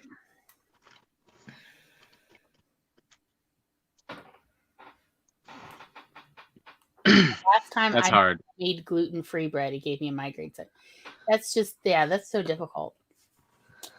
I'm so sorry. hope that you find food that doesn't give you terrible pain. Yes. It's a rough place to be. Okay. So, I was So like, all talking about Bridgerton in the Georgian time period. oh, you know what? Can I give an autism disclaimer? We do not expect anybody to like what we like or to dislike what we dislike. And for the record, everything we've talked about, we actually like. Even though it's like, oh, this is not right and this is not accurate, and that we still like Bridgerton. We hope that there will be more like this, only, they will improve upon. It would be nice if they improved upon the historical accuracy, but it would be even better if they improved upon, ideas of consent and ableism and colorism. It would be so great. And feminism. It would be lovely. So we do enjoy all these. Like, oh gosh, y'all don't even know how many times I've watched Austenland and how many times Tom is essentially inadvertently, not entirely, realizing he was about to watch Austenland because this is what I wanted to watch while we eat dinner. I mean, it's hard to go wrong. Often the way I get him to watch Austenland is I bring up, so most of Jane Seymour's scenes has her sister behind her as her maid. That's her actual sister. Oh, wow. Who's doing the nonverbal demonstrations. That is her sister who steals every scene she's in. She's fantastic. Apparently this was her very first acting role ever. Yeah, since Austenland was filmed on Jane Seymour's property. Yeah. Oh. That's actually her home. The big manor they show, that's actually her home, or at least was. I don't know if she's still there, but yeah, that was. And they were like, well, since you own it, you want to be in it? That's how Jane Seymour was like, yeah, cast me, let's do this. That's fantastic. But yeah, usually how I'd get him to watch it with me is, Jane Seymour's sister in there. We love to see her total video bombing every scene. And it's usually how I'd get Tom to watch Austenland with me. I even got our library to get it. And then when that copy of the DVD died, I got the library system to get another copy of the DVD because it's so popular. And then when the second one died and the library system we don't want to keep buying this, I'm not even comment on that incompetent idea. I got a little old lady to buy a copy and donate it. So that got put in. I literally did that. So I do love this movie. I love this Regency setting. I love the costumes. I'm already planning, hopefully this year, to make my own stays. Historically, relatively accurate stays. I'm planning to make my own. Nice. Because, yeah, the reason I was working on a Regency romance story, a novella size at least, was I was like, yeah, I could probably sew a dress for me and one of Tom's best friends, and she and I can do the cover. That was the plan. Was I can sew this. I can sew these outfits because they're real easy to do. And we can go stand in the backyard and Tom can take pictures for the cover. That was the that was back. So so we do love this and we still love Bridgerton. I'm so glad that they made this. There are concerns with this show, but that doesn't necessarily have to take away from the love of it. And I just wanted to point out because I've just heard some things from not anybody on the show, behind the scenes or anything, but I've heard from people I've Zoomed with, not about the show, but about my opinions about things that some people apparently get offended that I don't like the same things they like. And I just want y'all to know, I do not expect anybody to like the same things I like. It's okay. I'm not offended if you don't like what I like. And I'm not offended if you don't dislike what I dislike. I am not expecting anybody to like what I like. And so I just wanted to point that out. I hope nobody's offended and nobody's feelings are hurt if we tore into Bridgerton a little bit. I hope you're all doing okay emotionally. Yeah, apparently people, the feedback I got about the Disney episode about Dark Disney, or the Disney Dark Age as it's called. I did not make this phrase up. This was already around for I want to say over a decade. I did not make this up. Yeah. And people were upset that I was some of the movies didn't quite work out, and they were mad at me, like literally told me off in private conversations about it. Some people are not talking to me. Wow. But I'm like, it's okay. Like, just because I'm like, this movie wasn't exactly a 5-star hit, it shouldn't take away from anybody's love of this movie. Like, look, I'm gonna be honest, I still like The Fox and the Hound. It is a problematic movie. And I still enjoy it. I still like feel all sorts of warm feelings about the little puppy and the little like baby kit fox. Just they're so cute with their little kids running around, and I love that. When you're just the like best of friends. Mhm. I love it. I mean, it's just like, I'm sure CB is used to, since CB enjoys, wrestling, that there's plenty of people who don't enjoy wrestling. Okay? There's people who don't like, McMahon. Yeah, that's totally fine. But it doesn't matter. It's, we all get to enjoy our own things. We all have our own opinions about, what was a good storyline, what not so much. Oh, sorry, take that back. CB has changed some views. Yeah. I was like, I say like, no, I recently saw a tweet or two. But I mean, but yeah, we all have our own. It's fine. This is not a clique. And we're not also saying these things to hurt anyone's feelings or make anybody feel less than for, will they like it? Like, let me tell you, I love Big Trouble in Little China. There is nothing prestigious about loving this movie, y'all. It is a very dumb 80s movie. I hope you understand, like, I love silly, dumb, fun movies and, and Sense and Sensibility. I mean, seriously, if you think about some of the storylines in Sense and Sensibility, this is a frivolous story. It in no way takes away of my love of this story, but it is kind of silly. There's a bunch of silly stuff in it. There's a couple characters who are quite shallow.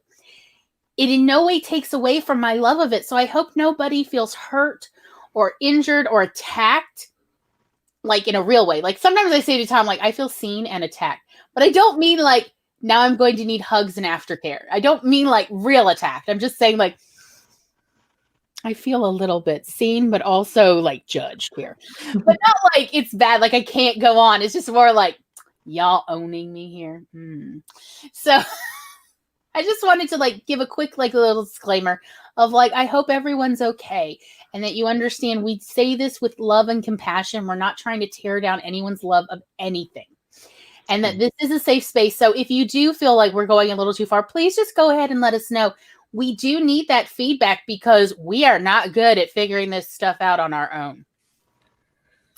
So anyhow, with that, Tom had an idea as sort of like our last act, if you will, of this episode, what to talk about. Tom? So, reasons why and how to use historical knowledge. As I said, like a society is based on a lot of interactions. But it doesn't mean that, like, to use, your Regency knowledge, you have to place it in Regency England. Because, case in point, I was listening to Maggie's book about ghosts with cats and ghosts with ink. And really thinking about her alien society is actually very similar to Georgian society. These are people who have a great deal of power and are dying out. They are not reproducing at a rate to keep the society going. Georgians felt very similar in the same way, and they did the same things to protect themselves. So, totally you can use your knowledge of, Georgian society and put it into an alien society, and everyone will simply go, "You are so creative and original. How did you come up with that?" And you don't have to tell people, "Oh no, I totally read about this society and I thought it would totally be perfect for my alien society." But you can also do this on Earth. You can do this with cliques in a high school. You can do this with a friends group. It's simply this is the way a group of people acted based on this kind of situation. You just have to put your characters, good or bad, into a similar situation, and you can use all that knowledge. So it's another aspect to think about when you're looking at historical societies or different societies around the world, you can take from them and add them to your own story. It doesn't have to be, I can only use this in that setting. That's why we wanted to talk about this. It was like, you don't have to set it in umpire waist, high-waisted dresses and in England. I mean, look, England can be a limiting setting. Okay. It's so wet. It's so wet. It's so overcast all the blessed time. So you can put it anywhere, including your fantasy setting. Or you can make England sunny. You can do whatever you want, and people are still going to call you a genius. And I want people to call you a genius for writing something neat and innovative, but really it's just delightfully just a little bit derivative. Go for it. Absolutely go for it. Steal like an artist. That's what I'm saying. Instead of putting steampunk in Victorian England, go put it in the Middle Ages. Yes. How cool would that be? Go put it in the Roman time period or Greek. Togas. You'll be so original. So original. Do it. Yes. I want to read it too. Or, you could put advanced technology like cyberpunk type set in medieval Africa. How cool would that be? And to give you an idea that this has been done other places, one of the longest running anime now, because I think it's been running at least 15 years, and I forget how long the manga's been going, probably about 20 now as well, is called Gintama, Gintama. And it takes place in, I believe, like the 1890s in Japan. Aliens have come, they've semi-taken over, but now they're also integrating into society. So you simultaneously have samurais and, cybernetics in the same story. How cool is that? And, aliens and it is one of the most popular ones. It's still going, 15, 20 years later. And if that is not original enough for you, then pull a Christopher Stashiff and take, your samurai with cyber technology, or, take your African medieval steampunk and put it on another planet. And let me tell you, I ate up as a teenager. I ate up Christopher Stashiff's 2 series that did this, where it was essentially humans had left Earth to colonize other habitable planets. But they set up their own societies based on different cultures and time periods they liked. So essentially it was different planet, different culture. And so there's ones with medieval societies, and there's ones with Victorian societies. And there was, you can put one with, Neolithic, if that's what you want. Neolithic with technology. How cool would that? It would be so cool. I would what is it? Clan of the Cave Bear, but with modern or advanced technology. I'm here for this. A lot of fur. Or faux fur. And, another really famous one, Dune. Yes. Dune is very much sword and planet. Yes. It has advanced technology, but they use it in a very medieval style. So, that's why we bring these up, is we're not simply trying to say, oh, this is how you should do Regency story. Please. We're saying this because we know that maybe the more ideas we spit out, and the more historical facts we tell you about, and give you historical context, perhaps that will inspire you to really play with these ideas in your own stories, and maybe even give you some freedom to not be stuck in a rigid idea of any setting, but rather really mix and match your world to whatever you want. How awesome would that be? Because what we want you to feel is freer, not constrained by us talking about, well, this is how it actually was. So can you imagine some world, maybe an intergalactic technology planet where they believe children should be, initiated into what is sex, and actually watching at least videos of sexual activities from an early age. You could play with so much psychology and morals and ethics. If that's what you wanted to talk about in your story, you could play with that there. It's fantastic. I mean, because like that does bring up another point that we hear very often, and it's this weird gatekeeper style of authenticity that is a very false concept and always has been. Whatever story you write is for people, for your contemporaries. It is not for people in the future. It is not for people in the past. Your mores and everything else in the story are talking to the people now who will read it. So, like, Bridgerton is a Victorian story that takes place in the Georgian Regency time. It, same with Jane Austen. For 21st century readers. Yeah. So it's fine to have 21st century sensibilities laced through and addressed in your story that takes place in the past. Because that is what your readers are interested in. But humans have always been humans. And this whole, oh no, we didn't have consent back then, that is a lie. Humans have always been humans, have always been humans. Or how about, well, we didn't, if you couldn't walk, we didn't have wheelchairs back then. Like, oh no, they have always had wheeled things. Yes. Ever since they got the wheel. And you know what they did before the wheel?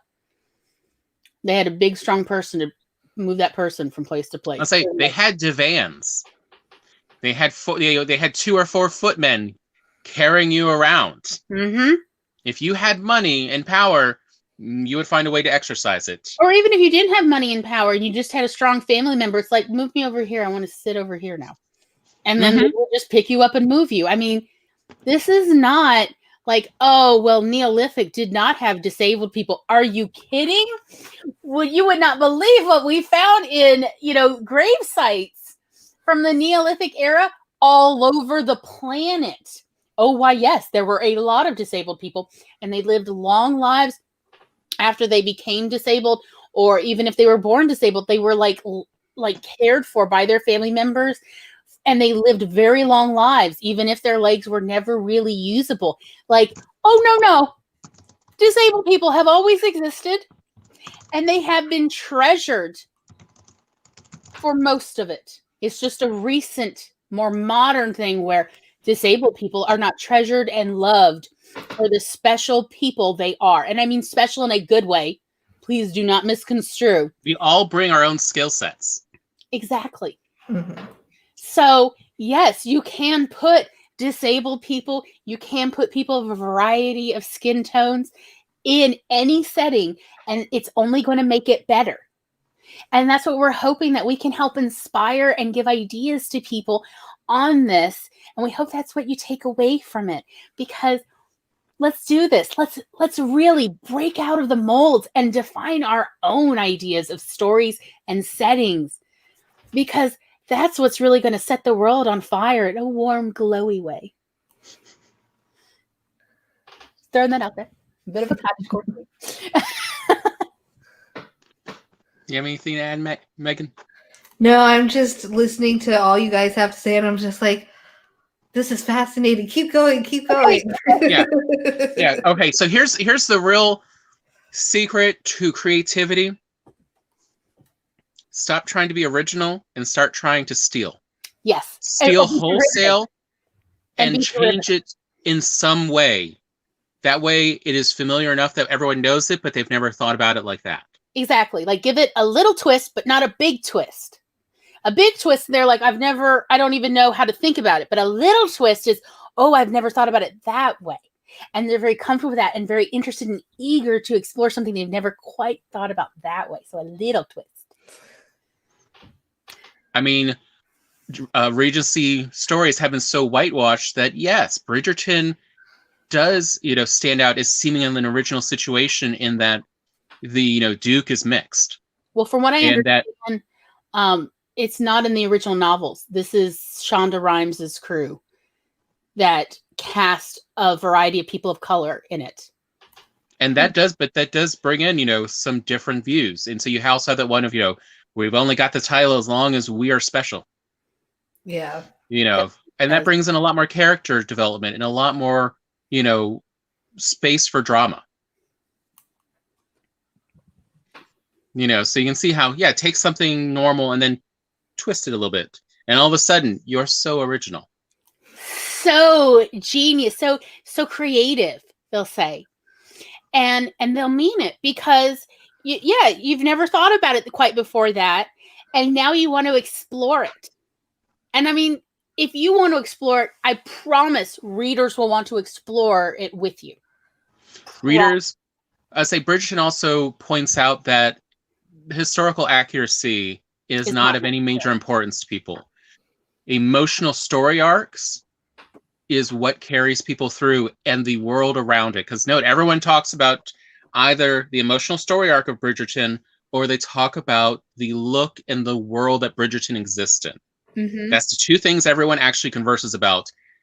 You haven't heard anyone talking like us about, this is not Georgians. This is not how Regency time period actually was. It doesn't matter, because the entertainment value is in the emotions, in the drama, and in that experience, because everyone inherently puts themselves into the fiction they enjoy. So everyone starts thinking about, how would I deal with that situation? So I want to point out, with autism, we feel lots of emotions and we feel them very strongly, but we don't necessarily express them when we don't feel safe. So we will bottle it up or we'll disassociate. Like, I've heard this from a lot of other autistics, so it's not just something like Tom and I do, but that apparently is something a lot do. And I want to just let you know what that meant is, so since I did not express my emotions starting at a young age very often, because I was told repeatedly by everyone, it's not appropriate to yell or cry in the middle class or something, I just learned to bottle it up, which meant I didn't process it, which meant in my 20s, I felt very emotionally stunted. Like, I didn't know how to express emotions in a socially acceptable way. And that honestly stopped me from writing a lot of emotionally charged scenes, or even stories I thought could get emotionally charged, because I felt like I did not have the emotional depth or the emotional knowledge or wisdom to write it. Here's what I have to say about this now that I am so much wiser. Write it exactly the way you would do it then. If what you want to do, if you were in that character's position, is throw things and yell at the other character, do it. Readers are going to eat this crap up, y'all. They are going to eat it up. They're going to have opinions. They're going to tell all their friends about it so they can all discuss, what do you think of this? What should this character have done instead? Well, this is what I would have done. Like that. That's what you want, is you want people to talk about it, right? And that's what they want. They want to talk about it. They want to gossip about something that's not going to hurt other people. And the easiest thing to gossip about that won't hurt other people is to gossip about fictional characters. It's great. I think everyone should try it if they haven't already. So I just want to point out, because I know that earlier in the chat, there was a discussion about I don't know if I emotionally can necessarily describe this scene as write it exactly the way you want, or exactly the way that feels natural to you. Readers will eat it up. There is plenty of room for everyone at the reading table, no matter how wise or inexperienced they might be in writing any kind of aspect of human psychology or, human functioning. Go ahead and write it. Have them get ugly. Have them throw things. Have them cry and stamp their feet. Whatever feels right for you, readers are going to love it. Let it flow. There. I'm going to get off my podium for a minute. Yeah, because everyone's looking for variety. And also, drama exists where the communication breaks down. So anytime emotions are heightened, that is where we get drama. That is where we get the story's telling points. So yeah, even if you're not sure how to write it, how this would work emotionally, don't worry. Write it. Doesn't matter how awkward it sounds, like the readers would be like, oh, how will this kind of character, though, address the situation? I've never been like that. How would that work? The whole point of reading fiction is to put yourself into a new situation. So, yeah. You don't have to personally suffer any downside to the stakes, because you're just visiting their world. You're not actually having to live in it and deal with the consequences. So you don't have to worry about, has your reader experienced this before, just that it flows in some kind of semi-logical way. As long as your reader can follow along with you, that's all you need to worry about. That's literally, think of it as you're like a tour guide to this world that you are telling a story in. So as long as they can stay with you, which is not that hard, it's, you know, and if you do wonder, you can always ask an alpha or beta reader of like, were you able to follow through the whole story? That's all that's needed. Were you able to follow through the whole story? That's all you need. I say the only time readers will get upset is where if you have a character at the beginning be emotionally stunted or, you know, have problems describing their emotions and stuff, and then halfway through all of a sudden they become eloquent at it. That is where your readers get upset, is where your characters suddenly change. Yes, inconsistency in how the characters are behaving. Yes, it's true. But as long as that character stays the same, you can have another character that is emotionally competent without a problem. Or you can have all your characters have emotionally, you know, inadequate, you know, knowledge to explain themselves. That's fine. It could be the shtick of the entire story in the world you're in. Of everyone's very simple in their emotional responses. Doesn't matter. Your readers will just go along with that. But if you change up their way, then yeah, they do. CB said something interesting. I find writing love scenes very difficult because whenever I do it and post said scenes online, I get ridiculed for it. Does anybody have any advice? Welcome to the immaturity of the internet. There's a lot of middle schoolers running around with keyboard access and internet. I'm going to just say that. I've learned this the hard way on Tumblr. Like, yeah, it's like, no, no, really, like, especially for love scenes, if there's one thing I can say with authority, because I've been curious and I have studied it, it's that there are more ways for people to be emotionally intimate together than any one person can imagine. They're all valid. So anyone who's like, no, that's not how it works, that doesn't happen, unless we're talking about like actual physical dynamics of where things can fit. Are we talking about barrel rolling breasts? Yeah. Breasts don't barrel roll. Or weird things involving belly buttons. Seriously, some people got some interesting fetishes. That's all I'm saying. Yeah. Unless something like that, no. But everything's possible. Yeah, everything's valid within the, you know, context, like physics of how human bodies can function. You know, you cannot actually put your head up your butt, up your own butt anyway. Like, it's just physically not a thing that anyone can do. So as long as you're still sticking within the physics of what the human body's capable of, everything else, to hell with their criticisms. But yeah, like what, you know, so like there's a Twitter account I like to read once in a while that's called Men Writing Women. And, I love that Twitter. Yes. And yeah, that's the issues I have with love scenes. They're like, that's literally not the human body works. Also, how do her breasts look happy? Like, and so on, of like, that's not a thing about the human body. It doesn't work that way. Or, you know, and some of the other wording. But like, as far as how two people have any kind of physical intimacy or emotional intimacy or emotional oh, I have had some very emotional interactions with people across a room and we never touched, but I felt absolutely nude in a good way. So I mean, truly, it was like a profound experience I've had a couple times and with different people. And so whatever you write is valid and is worthy. And I mean, like, honestly, if the ridicule is truly just nitpicking, is just ugly, I would not pay attention to that at all, because when people are just trying to tear you down, they'll just find any reason to tear you down, unfortunately. And I say that as somebody who's literally had the president of my university try to expel me for what I was writing in the school newspaper. Of like, haters gonna hate. And, you know, he had no legal right to it. He had no legal stand. And I mean, like, this information was even covered in Australia. It made the Australian news, for heaven's sakes.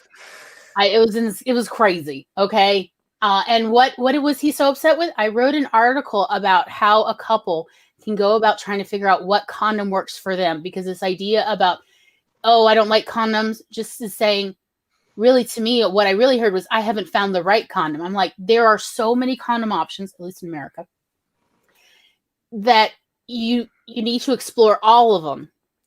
And he was very much upset that I was essentially encouraging safe sex and wanted to expel me for this. And like, again, haters are going to hate. I mean, most of the art department at my university signed a petition to have me expelled. The art department. Why the art department? Because of the haters. That's Yeah. that's clustered. I don't know. Baffling. I was in the art department. I was in the education program under the College of Psychology. But although the other thing, CB's comment reminded me of is what we talk about with 1-star book reviews.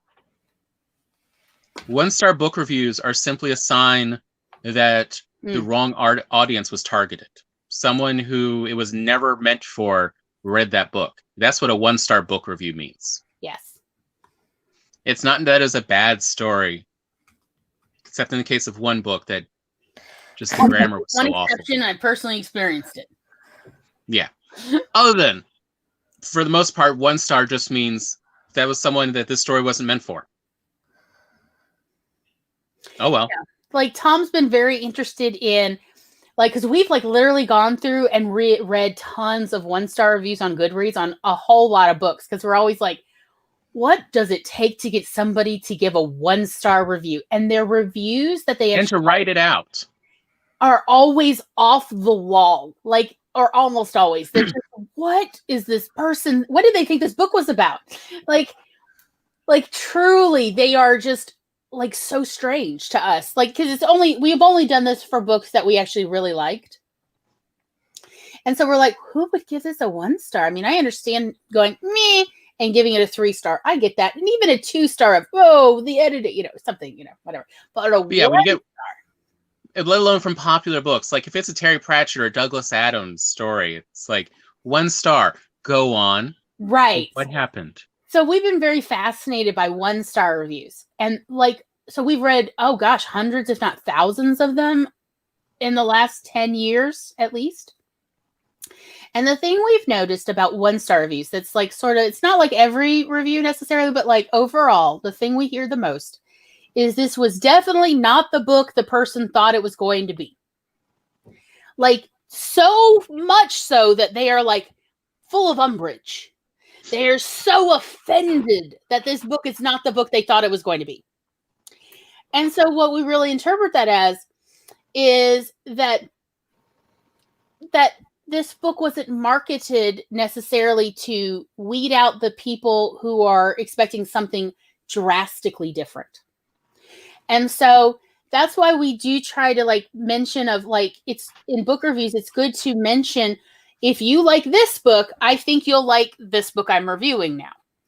Or if you love such and such, this is the kind of book, this current book I'm reviewing is for you.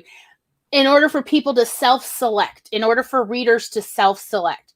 And writers now we have this control about how our stories are marketed. At least some of us do, especially if we're not doing traditional publishing. We have so much more control over how we frame our blurb and who we market our story to in order for our story and the right reader to find each other. And so that can also be part of the struggle, is figuring out how to make your blurb sound so that you're finding the right readers for your story. So I can see where that can be a challenge too, of if, say, for instance, you're writing stories about kittens a lot, and then all of a sudden there's a sex scene in it. I can see where, I'm not saying anyone here has done that, but I'm just saying I can see where, it's a whole story, a drama about kittens, and then all of a sudden there's the sex scene. That essentially is, kittens are going to attract a certain kind of reader, and they are expecting something fluffy and innocent and wholesome. And all of a sudden, sex. And so they're going to be upset because it's not what they're expecting. Unless in your blurb you explain kittens getting down. I don't know. I'm making things up, and I'm not necessarily doing a great job of improvising this. But I'm just I'm just trying to say that unless you're describing it in your blurb so people know what they're going to get into, I can see where there's going to be some haters going, how dare you do this with my kittens in the story or something. So that's something that we also encourage is people working on their blurbs to attract the readers who will be happiest with what they're about to read. It's like Brandon Sanderson says in his little series, it's about the promises you make your reader when you're writing your story. You know, you set up expectations for how the story is going to go. And if you branch off from that too much, then your readership is going to, you made a promise and you didn't keep the promise to the reader. So they're going to be disappointed with it. So you have to make sure that you're keeping the promises that you are making for the reader. And that goes with the book blurbs as well. I'd assume, you know, making sure that you're connecting with the right reader and not making promises that you're not intending to keep with the story. Yeah. Exactly. And that's like what we joke about with romance readers, want to know all the tropes that are involved so they know that this is the kind of story they like. They do not want a surprise twist against their trope. Right. They will rebel. Fantasy readers mostly are concerned that their favorite magical creatures will be in this story. So you need a list or find a way to mention in your blurb, even if it's your longer blurb, all the fantasy creatures. Will there be dragons? Will there be dwarves? Will there be elves? You know, they want to know this ahead of time. Will there be a phoenix? They just want to know which fantastical creatures will be showing up in your fantasy story, if any. Or will there be magic at all? That's what they're concerned about. So it just sort of depends also on your genre, like how to help those readers find the right story that you have, or to make sure the right readers find your story. That's the challenge. So that you get lots of good reviews and no really terrible reviews. It's something that we think about. So anyway, I was thinking the sun is gone. Maybe it's time to wrap things up. Does anybody have some final thoughts or anything they want to talk about?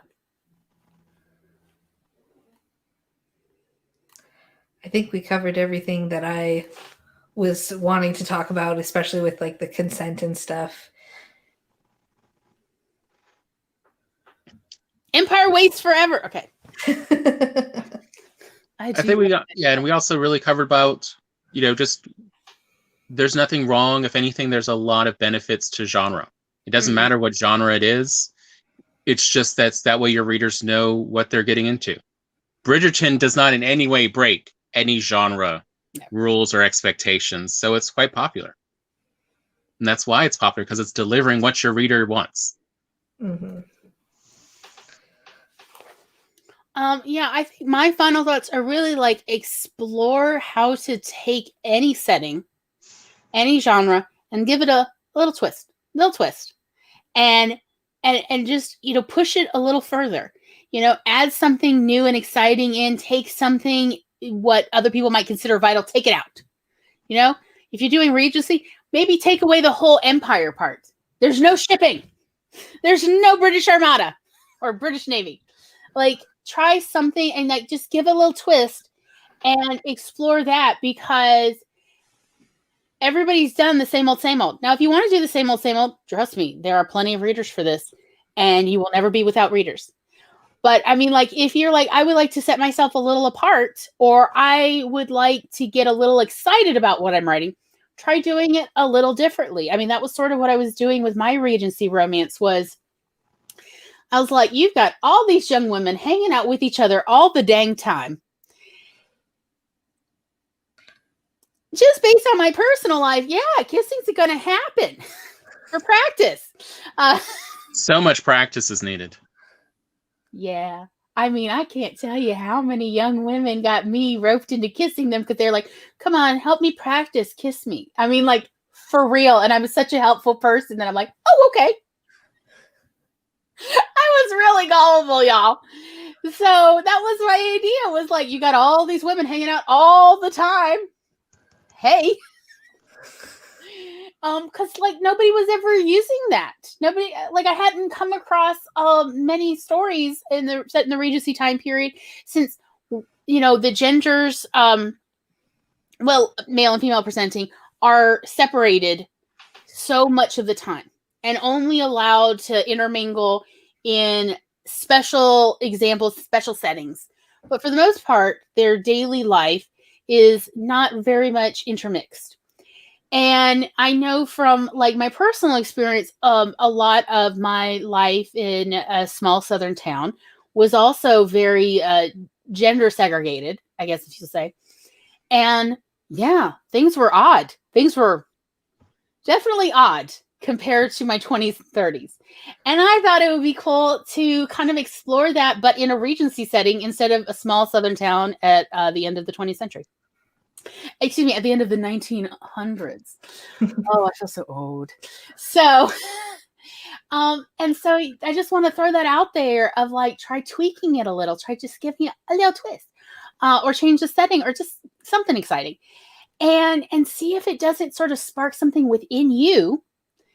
Because if it does within you, it'll also do it within your reader. And that's so gratifying when people are like, "Oh, I love what you wrote." You're like, "Thank you, give me all the compliments. Thanks so much. Now I need to hide my face."